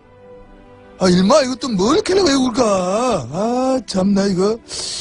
요즘 뉴스 공장 출연자들 영 마음에 안 들어. 주진우 글마 그러면 기자 같지도 않은 게 말이야. 저 전문용도 후루꾸라고. 가만있어 봐. 이 놓고 혹시 안 온 거 정장 아닙니까? 아이고 맞네. 아이고 저 정장님 요즘 안녕하시지요? 언제 밥 한번 해 밥. 근데 지금은 내 약속이 있어서 먼저 가봐야 되고, 꼭 나중에 맛있는 무요, 그거하고 옛날 일은 다 잊어야지. 너무 그 사람 뒤끝 갖고 있으면 안 좋아, 정신건강 봐야, 안 좋다, 건강해진다고. 일단 나 오늘 간다. 네, 지난 4주간 이명박 전 대통령 시리즈 저희가 이어오고 있습니다. 우선 스튜디오에 나와 계신 안항구 총장님 소개드리겠습니다. 안녕하십니까? 안녕하십니까? 네, 잠시 기다려주시고요. 네. 왜냐면은, 옆에 이제 주진우 기자가 같이 나와야 되는데, 오늘 또 다시 이제 이명박 전 대통령 관련 취재를 위해서 출국하는 관계로, 전화 연결로 잠깐 대체해야 되겠습니다. 연속으로 몇 주간 문서도 공개하고, 또 그 문서 의미도 잘 짚어봤는데, 앞으로 계속 할 일입니다만, 자, 여기서 주진우 기자가 전화 연결해서 왜 나가는지, 그리고, 이런 문서 말고, 오늘 이제 스튜디오 못 나오니까 그동안 만나온 이명박 주변 상속세라든지 지분 처리하는데 골머리를 앓았어요. 그런데 지금 또 최대 주주인 이상은 씨가 건강이 어떻게 될지 모르고, 그리고 너무 어렵고, 그 다음에 그건 처리가 잘 안 돼서 사실은 다스가 이명박 대통령의 실소유주라는 것을 양심 고백하고 아들한테 물려주는 게 좋지 않겠느냐 이러면서 다스의 사장과 감사, 다스의 임원들이 모여서 회의를 했다고 합니다. 자, 이 앞에는 대통령 재임 기간에도 다스에 관련된 결정은 이명박 전 대통령이 직접 하였고, 최근에는 자택에서 다스에 관한 결재를 해왔는데, 그런데 최근에 이제 김대중 씨 사망 이후 상속과 관련해서 소유권 문제가 복잡하게 일어나니까 이상은 회장, 또 한 사람의 지분 보유자는 이상은 회장이죠, 형인. 회장이 사망할 때는 얼마나 복잡해지겠느냐. 그러니 아예 이 시점에 양심 선언을 해서 이것이 이명박 전 대통령 거라고는 걸 밝히자. 그래야 이런 네. 문제가 없어진다라고 하는 다스 내의 간부들이 있었다. 예, 그렇습니다. 아, 그런 움직임이 있었다. 네네. 그래서 그 결론이 어떻게 났다고 합니까? 아직 양심 선언을 하지는 않았죠. 네. 사실, 이게 무슨 양심 선언입니까, 근데? 네, 그렇죠. 아니, 진실 선언이죠. 그냥 양심까지도 아니고. 그런데 선언을 하진 않았는데, 심각하게 고려하고 내부에서 좀, 그 방안을 좀, 찾는 그런 일들이 있었습니다. 거기도 복잡하게 돌아가는군요. 마지막 네. 질문인데, 혹시 저희가 이제, 물론, 뉴스공장 외에는 아무도 안 다뤄주고 있긴 한데, 만약에 이명박 전 대통령이 다시 실소유주라면 아주 뜨끔할 문서들과 내용을 계속 다루고 있어요. 네, 네. 만약이 아니라, 네, 거의 그렇습니다. 네. 그런데, 언론에서, 다른 언론에서는 이제 안 다뤄주고 있긴 하지만, 이 방송을 들은 관계자들은 뜨끔뜨끔 해가지고, 뭔가 이제 반응이 있을 법도 한데, 혹시 반응은 없습니까? 주변에? 반응이 많습니다. 특별히 이명박 대통령 주변에서 변호사들이 계속 들어가서 회의를 하기 시작했다고 합니다. 그리고 다스 회사 분위기가 완전 초상집이어서 지금 직원들을 자꾸 다른 데 발령내기 시작했고요. 그만둘 사람이 알아서 판단하라고 얘기가 내려오기도 했다고 합니다. 직원들이 거의 초긴장 상태고요. 그래서 문건 유출자를 색출한다고 지금 뒤지고 있고, 그 다음에 다량의 문서 소각이 다스 공장 내에 있다고 합니다. 더더욱 좀 놀라운 것은 제가 10년 넘게 이명박 대통령 주변을 지금 취재하고 추적하고 있는데, 제가 만나고 싶었던 사람들이 절대 만나주지 않았어요. 그러니까 이명박 대통령의 재산을 관리하거나 다스에서 핵심 임무를 띈 사람들이. 그런데 그분들이 연락을 하기 시작했습니다. 그래서 조금씩 진실을 말하기 시작했습니다. 알겠습니다. 예, 여기까지 하고요. 지금 안홍구 청장님 옆에 앉아서 멀뚱멀뚱 심심하게 계시거든요. 예, 잘 다녀오시고, 이번 취재 관련해서 만약에 목적한 어떤 취재가 성공을 하면 현지에서 전화 연결을 한번 하기로 하고요. 바로. 네. 네. 돌아오기 전에 바로 연결하죠. 하기로 하고 오늘 여기까지 하겠습니다. 감사합니다. 네. 네. 안전하게 잘 다녀오시고. 자, 청장님 얘기 들으셨죠? 네. 주변에서도 꽤 흔들리고 있다고 해요. 예. 네. 그럴 수밖에 없는 것이 잘 모르시는 분들은 잘 모르시겠지만 저희가 지금 짚고 있는 게 아주 핵심이거든요. 그렇습니다. 진짜 다스가 누구일 것인가에 대해서 핵심 문서나 핵심 직원들을 짚고 있기 때문에 당사자들은 떨릴 수밖에 없죠. 그럴 겁니다. 예. 이거 기사를 안 써주십니까, 여러분? 자, 안 써주시든 말든 계속 하겠습니다. 오늘은, 지난주에 그런 얘기 했지 않습니까? 물려주기 위해서. 네. 김대성 씨의 처남이 갑자기 사망하고, 예. 최대주였죠. 40%를 보려고 있는. 사망하고 나서 그 재산을 정상적이라면 김대성 씨 유족에게 자연스럽게 물려줘야 되는데. 그렇습니다.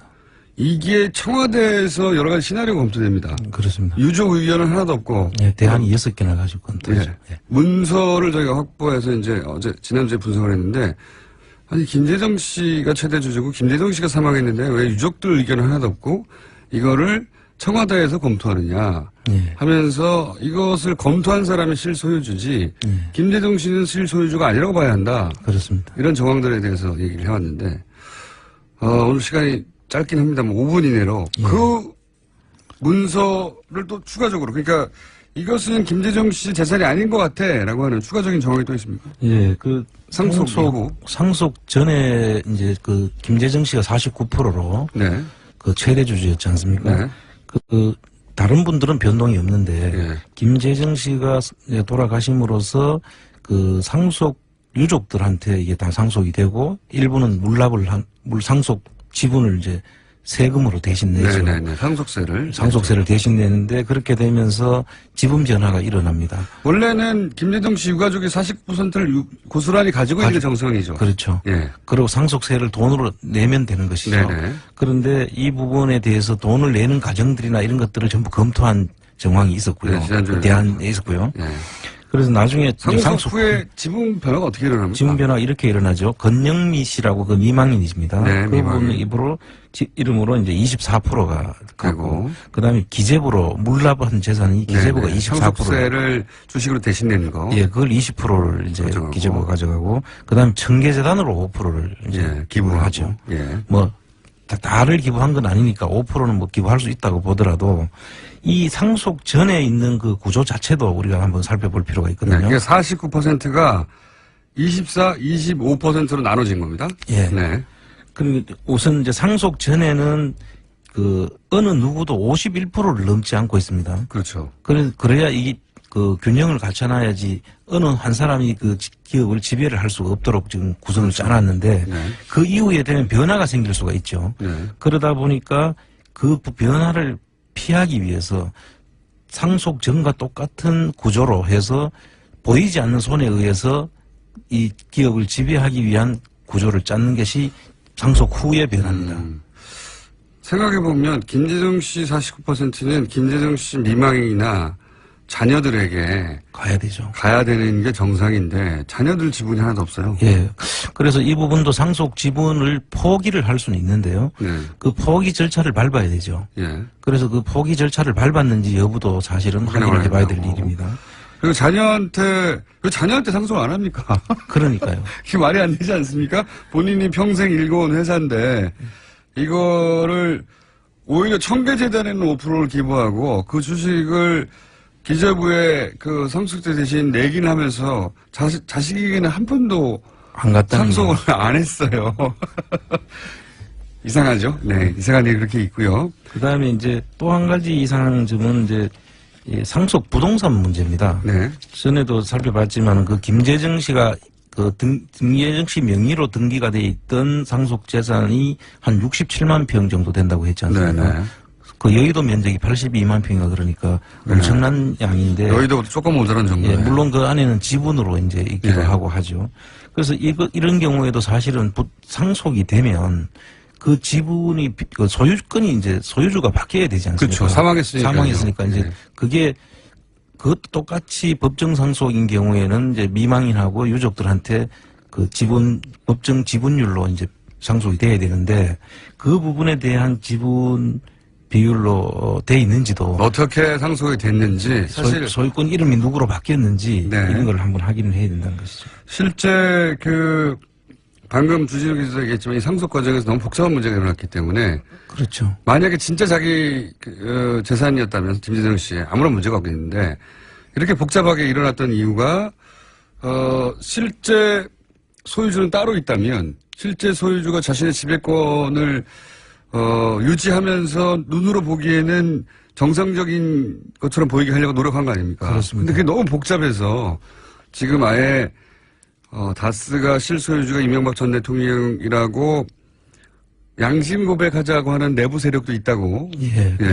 주진우 기자의 취재 결과고 아직 저희가 물증으로나 혹은 뭐 녹취로나 들려주지는 못했는데 그 서류에 반영이 돼 있는 것이죠. 네. 이 다스의 지분 변화 역시 오늘 시간 짧아서 여기까지 해야 될 것 같아요. 지분 변화 역시 정상적이지 않다. 그렇습니다. 유가족들 중에 단 한 분인 미망인에게 다 몰아줬는데 이것도 관리의 편의성을 위해서 이렇게 한 게 아닐까 하는 의심이 들 수 충분히 있습니다. 의심을 할 수 있습니다. 왜냐하면 자녀들에게 쭉 뿌려진다고 하면은 또 골치 아프지 않습니까? 그렇습니다. 그리고 여기 이제 또 제3자가 개입할 그 소지를 막기 위해서 그 물납을 통해서 파는 과정들이 나중에 나오는데요. 그건 오늘 시간이 없기 때문에 나중에 다음 주에 하겠는데 기재부가 가지고 있는 20% 벌써 이게 몇 년 전입니까? 거의 5년 전인데 아직도 기재부가 가지고 있어요. 보통은 이게 이제 팔려 나가가지고 돈으로 국고로 돌아가야 되는데 가지고 있습니다. 그냥. 아까 주진우 기자도 이야기했지만은 그 47% 가지고 있는 이상은 씨가 있지 않습니까? 이분도 언젠가는 이제 또 상속에 대한 것이 있을 수 있기 때문에 더 크게 벌어지겠죠. 뭔가 복잡한. 그리고 그때는 상당히 복잡한 지금 상황이 벌어질 수 있다고 지금 보고 있는 것입니다. 그러니까 이제 기재부에 있는 20%는 너무 비싸서 안 팔렸다는 거거든요. 뉴스공장 그 청취자들 중에는 그 다스 주식을 매입하자는 운동을 좀 비싸지만 전망이 아주 좋다고 주 기자 이야기 들어보니까 지금 그 남아있는 유보 이익까지 하면은 자본금이 한 2천억이 넘거든요. 그러니까 충분히 한번 검토해 볼 탄탄한 만하죠. 회사예요. 예. 네. 저희가 이제 다스주의 매입을 한번 해서 국고에 도움을 드려야 되지 않을까. 실질적인 그 수익 모델도 될 것 같습니다. 안하고 정책이었습니다. 이명박 정부 시절 사이버 사령부 댓글 조작 사건. 이 사건에 당시 국방부 장관이 직접 개입했다. 이런 주장이 나왔습니다. 국회 국방위 더불어민주당 간사 이철희 의원 직접 나오셨습니다. 안녕하십니까. 안녕하십니까. 여기가 일종의 친정 아닙니까? 그렇죠. 맞습니다. 예. 예, 여기서 방송을 직접 하셨고. 네. 그때가 좋으세요? 국회의원이 좋으세요? 그때가 좋았죠. 아시잖아요. 그래, 마음대로 살 수 있으니까. 자, 그리고 사실 그때는 매일매일 언론에 노출되는데 지금은 이런 일이 있어야 언론에 노출되죠. 그렇죠. 네. 경쟁이 치열하죠. 잊혀지고 있습니다. 자, 저희 방송에 나오시기로 해놓고 JTBC에서 연락 오니까 바로 먼저 나가셨더라고요. 네. 대신. 아니, 꼭 그렇지는 않습니다. 뭐 꼭 그렇지가 않아요. 어젯밤에 나오셨는데. 제게는 김호준 총수도 소중하지만 손석희 사장도 소중합니다. 아니, 그러니까 우리랑 먼저 하기로 했어요. 우리를 나오고 나서 거기 나가셔야 되는데. 그건 TV잖아요. 내가 손석희 사장이라서 내가 인정하는 바입니다. 하지만 다음부터는 저희를 먼저 나왔어요. 꼭 먼저 뺏어가. 손석희 사장님 그러지 마세요. 섭외만 해놓으면 먼저. 자, 사이버 사령부의 댓글 공작이야 이미 오래전부터 알려진 기정사실인데 여기에 국방부 장관이 개입한 정황이 확실히 나왔다. 네. 네. 어떻게 인사들로부터 이 다스실 소유주 문제에 대해서 직접 들었던 구체적 정황이나 증언들이 있는지 한번 짚어보려고 합니다. 주준영 기자 연결됐습니다. 안녕하세요. 안녕하십니까. 네. 어디를 또 출국하십니까? 네. 이명박 대통령의 채취를 찾아서 멀리 갔습니다. 네. 채취. 네, 공항이죠. 네. 네. 지금 그렇습니다. 네. 잠시 후에 비행기 타러 오는 건 아는데 자, 그럼 이 실소유주 문제를 계속 다루고 있습니다. 다스가 진짜 주인이 과연 누구냐 하는 처남 혹은 형이냐 아니면 이명박 전 대통령이냐 라는 의혹에 대해서 다루고 있는데 그동안 이제 이 취재를 위해서 이명박 전 대통령 주변 인사들을 많이 만나왔지 않습니까? 네네. 네. 그러면서 이런 우리가 공개한 문서들도 받은 건데 이렇게 받은 문서 말고 전해준 이야기 그들의 증언은 또 없나요? 증거 많습니다. 특별히 이명박 대통령 측과 아주 가까운 사람이 한 얘기부터 하겠습니다. BBK 특검 때입니다. BBK 특검 때 다스에서 100억 원 이상의 비자금이 쏟아져 나왔어요. 이 부분은 이명박 대통령 측하고 강하게 연결돼 있습니다. 그때 정호영 특검이 덮었죠. 덮었는데 돈이 나왔기 때문에 돈이 어디에서 나왔다, 어디로 갔다 이런 출처를 만들어야 되지 않습니까? 그렇죠. 그런데 이명박 대통령의 막내 여동생이 전도사님이세요. 여기 서울에 어디 교회에 계신데 그때 이 돈을 어떻게 썼다, 선교 자금으로 썼다, 그리고 헌금을 내서 했다 이렇게 해서 확인서를 교회에서 받았어요. 그러니까 다스의 비자금이 나왔는데 이 돈이 대체 어떻게 쓰였나를 입증해야 되는 상황이었는데 네. 당시 전도사였던 막내 동생분이 그 돈은 전도 자금으로 쓰였다 혹은 교회에 헌금되었다 하는 문서를 썼다고요? 네, 허위 내용의 문서를 작성했어요. 그런데 허위 증명서를 내고 나서 전도사님이세요. 그래서 좀 마음에 걸렸을 거 아니에요. 그래서 이상은 회장, 그러니까 큰오빠 집에 가족들이 다 모였대요.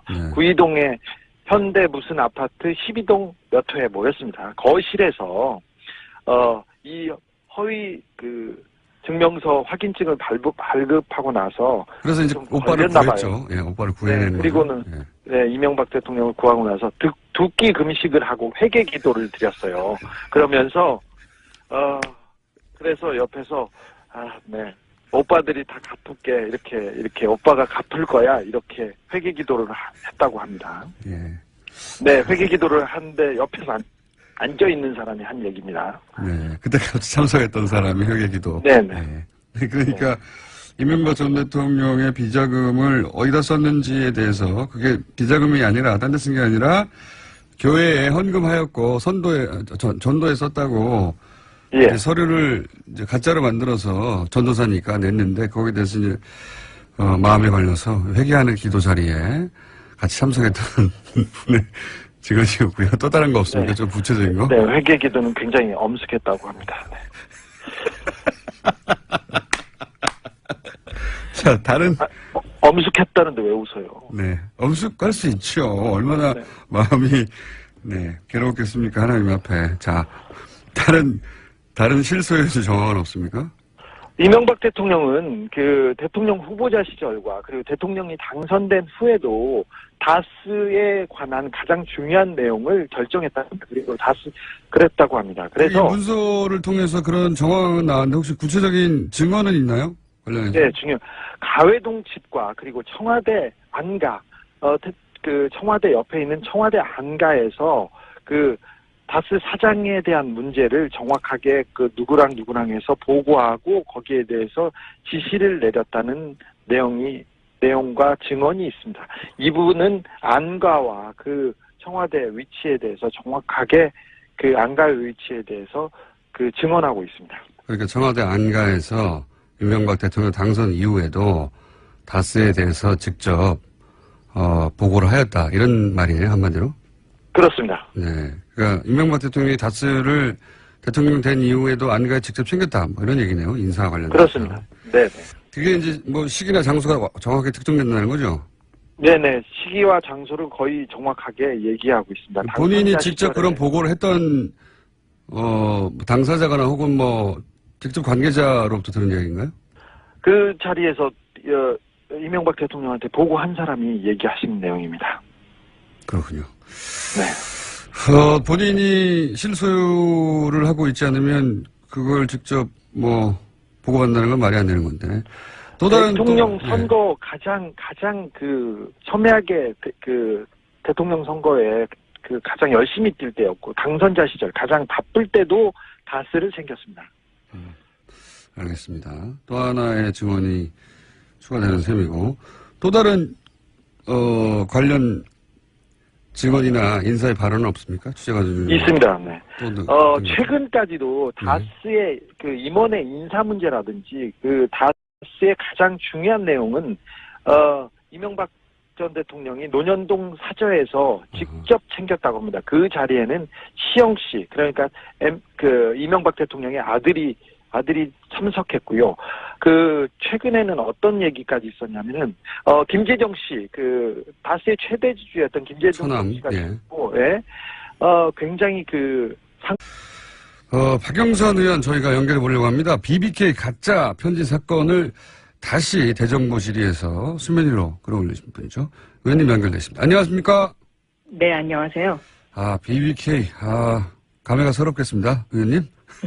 네. 예, 2007년 당시에도 사실은 BBK 최전방 공격수 중에 한 분이셨죠. 네. 자, 그런데 이제 그 대정부 질의에서 문자를 공개하셨어요. 예. 네. 박영선 의원에게 사죄드리며 그리고 저에겐 2개의 카드가 남아있다. 이런 내용의 문자를 공개하셨는데 이게 요 문자만으로는 잘 이해가 되지 않는 분들이 많을 겁니다. 어떤 문자인지 전체적으로. 좀 설명을 해 주십시오. 왜 이런 문자가 왔고 전후 맥락이 뭔지. 그 2007년 이제 10년 전 일인데요. 그 당시에 이 박근혜 전 대통령 측근들이 이명박 후보가 주가 조작을 해가지고 5,200여 명의 피해자가 났고 또 600억 원의 피해를 발생시켜서 이 수백억 원을 횡령한 이 BBK의 실소유자가 바로 이명박 후보다라고 주장을 했었죠. 그런데 이 실소유자 문제가 나오니까 이제 이명박 그 후보께서 나는 실소유자가 아니고 피해자다 이런 이제 주장을 하면서 김경준이 실소유자다 이제 이렇게 계속 주장을 하면서 그 선거를 버텼는데 네네. 이 김경준이 이제 실질적으로 입국을 하게 되지 않았습니까? 네. 미국에서 입국을 하니까 이명박 후보의 지지율에 이상이 생겼어요. 네네. 그러니까 그 당시에 한나라당이 이 민주당이 이명박 후보에게 타격을 주기 위해서 김경준 씨를 국내로 데리고 왔다라는 기획 입국서를 주장을 하게 됐고, 그렇죠. 그 주장을 뒷받침한 것이 바로 BBK 가짜 편지였습니다. 맞습니다. 그런데 이 가짜 편지를 흔든 사람은 바로 당시에 그 홍준표 클린정치위원장이었거든요. 네네. 근데 이 홍준표 클린위원장이 이 가짜 편지를 흔들면서 민주당과 김경준의 발언이 거짓이고 오히려 이것이 문제가 있다. 뭐 이런 식으로 이제 이걸 뒤집어 씌우려고 하는 하나의 일종의 그 선거에 당선될 목적으로 어떤 사건을 조작한 이 조작 사건이었습니다. 맞습니다. 네. 그런데 3년 3개월 후에 이 편지의 실제 작성자가 나타나서 기자회견을 하면서 네. 이 편지는 이명박 전 대통령 가족과 측근의 부탁으로 날조됐다. 이렇게 이제 기자회견을 하면서 그 후에 저한테 죄송하다는 문자를 보냈고요. 이분이 저한테 이제 그 죄송하다는 문자를 보낸 이유는 이 BBK 가짜 편지 사건으로 제가 이제 엄청나게 고통을 당했었거든요. 검찰이 저를 중심으로 한 민주당이 이것을 기획했을 것이다라는 어떤 그 각본을 짜놓고 제 주변, 저를 비롯해서 제 주변에 수사를 엄청나게 했었습니다. 네네. 그런데 이제 이게 사실이 아닌 것으로 밝혀진 그런 사건이었죠. 네. 그때 이제 가짜 편지는 사실 좀 약하고 증거 조작을 한 것이죠, 완전히. 예. 그렇습니다. 네. 네. 있지도 않은 민주당이, 어떤 조작을 했다고, 조작을 했다고 주장을 하면서 검찰은, 정봉주 전 의원을 갖다가, 또 기소를 하고 또 정봉주 전 의원이 이 BBK 사건으로 인해서 실형을 살게 되고 이런 이제 억울한 일들이 지금 계속 벌어지게 된 거죠. 그렇죠. 뭐 선거권도 10년간 박탈되는 상태고 전봉주 맞습니다. 네. 그런데 당시 한나라당에서 흔들었던 편지는 가짜라고 편지를 작성한 당사자가 당시에 폭로했지 않습니까? 신명 씨라고. 네. 그래서 그분이 이제 이 일로 고생하신 박영선 의원에게 죄송하다고 그거 내가 쓴 가짜라고 이렇게 폭로하면서 보낸 문자인 걸로 보이는데 그죠? 네네. 네. 그런데 이제 지난 대정부 질문에서 새로운 증거가 있다고 하셨지 않습니까? 그 문자 메시지의 내용을 보면은요. 네. 나에겐 아직 두 개의 카드가 있다. 이렇게 써 있지 않습니까? 네네. 근데 이 두 개의 카드가 지금 현재 밝혀지지 않았고요. 네. 이분이 그 문자를 보내면서 저한테 뭐라 그랬냐면 검찰청 발표는 담당 검사 박철우 검사 외에는 전부 거짓이다.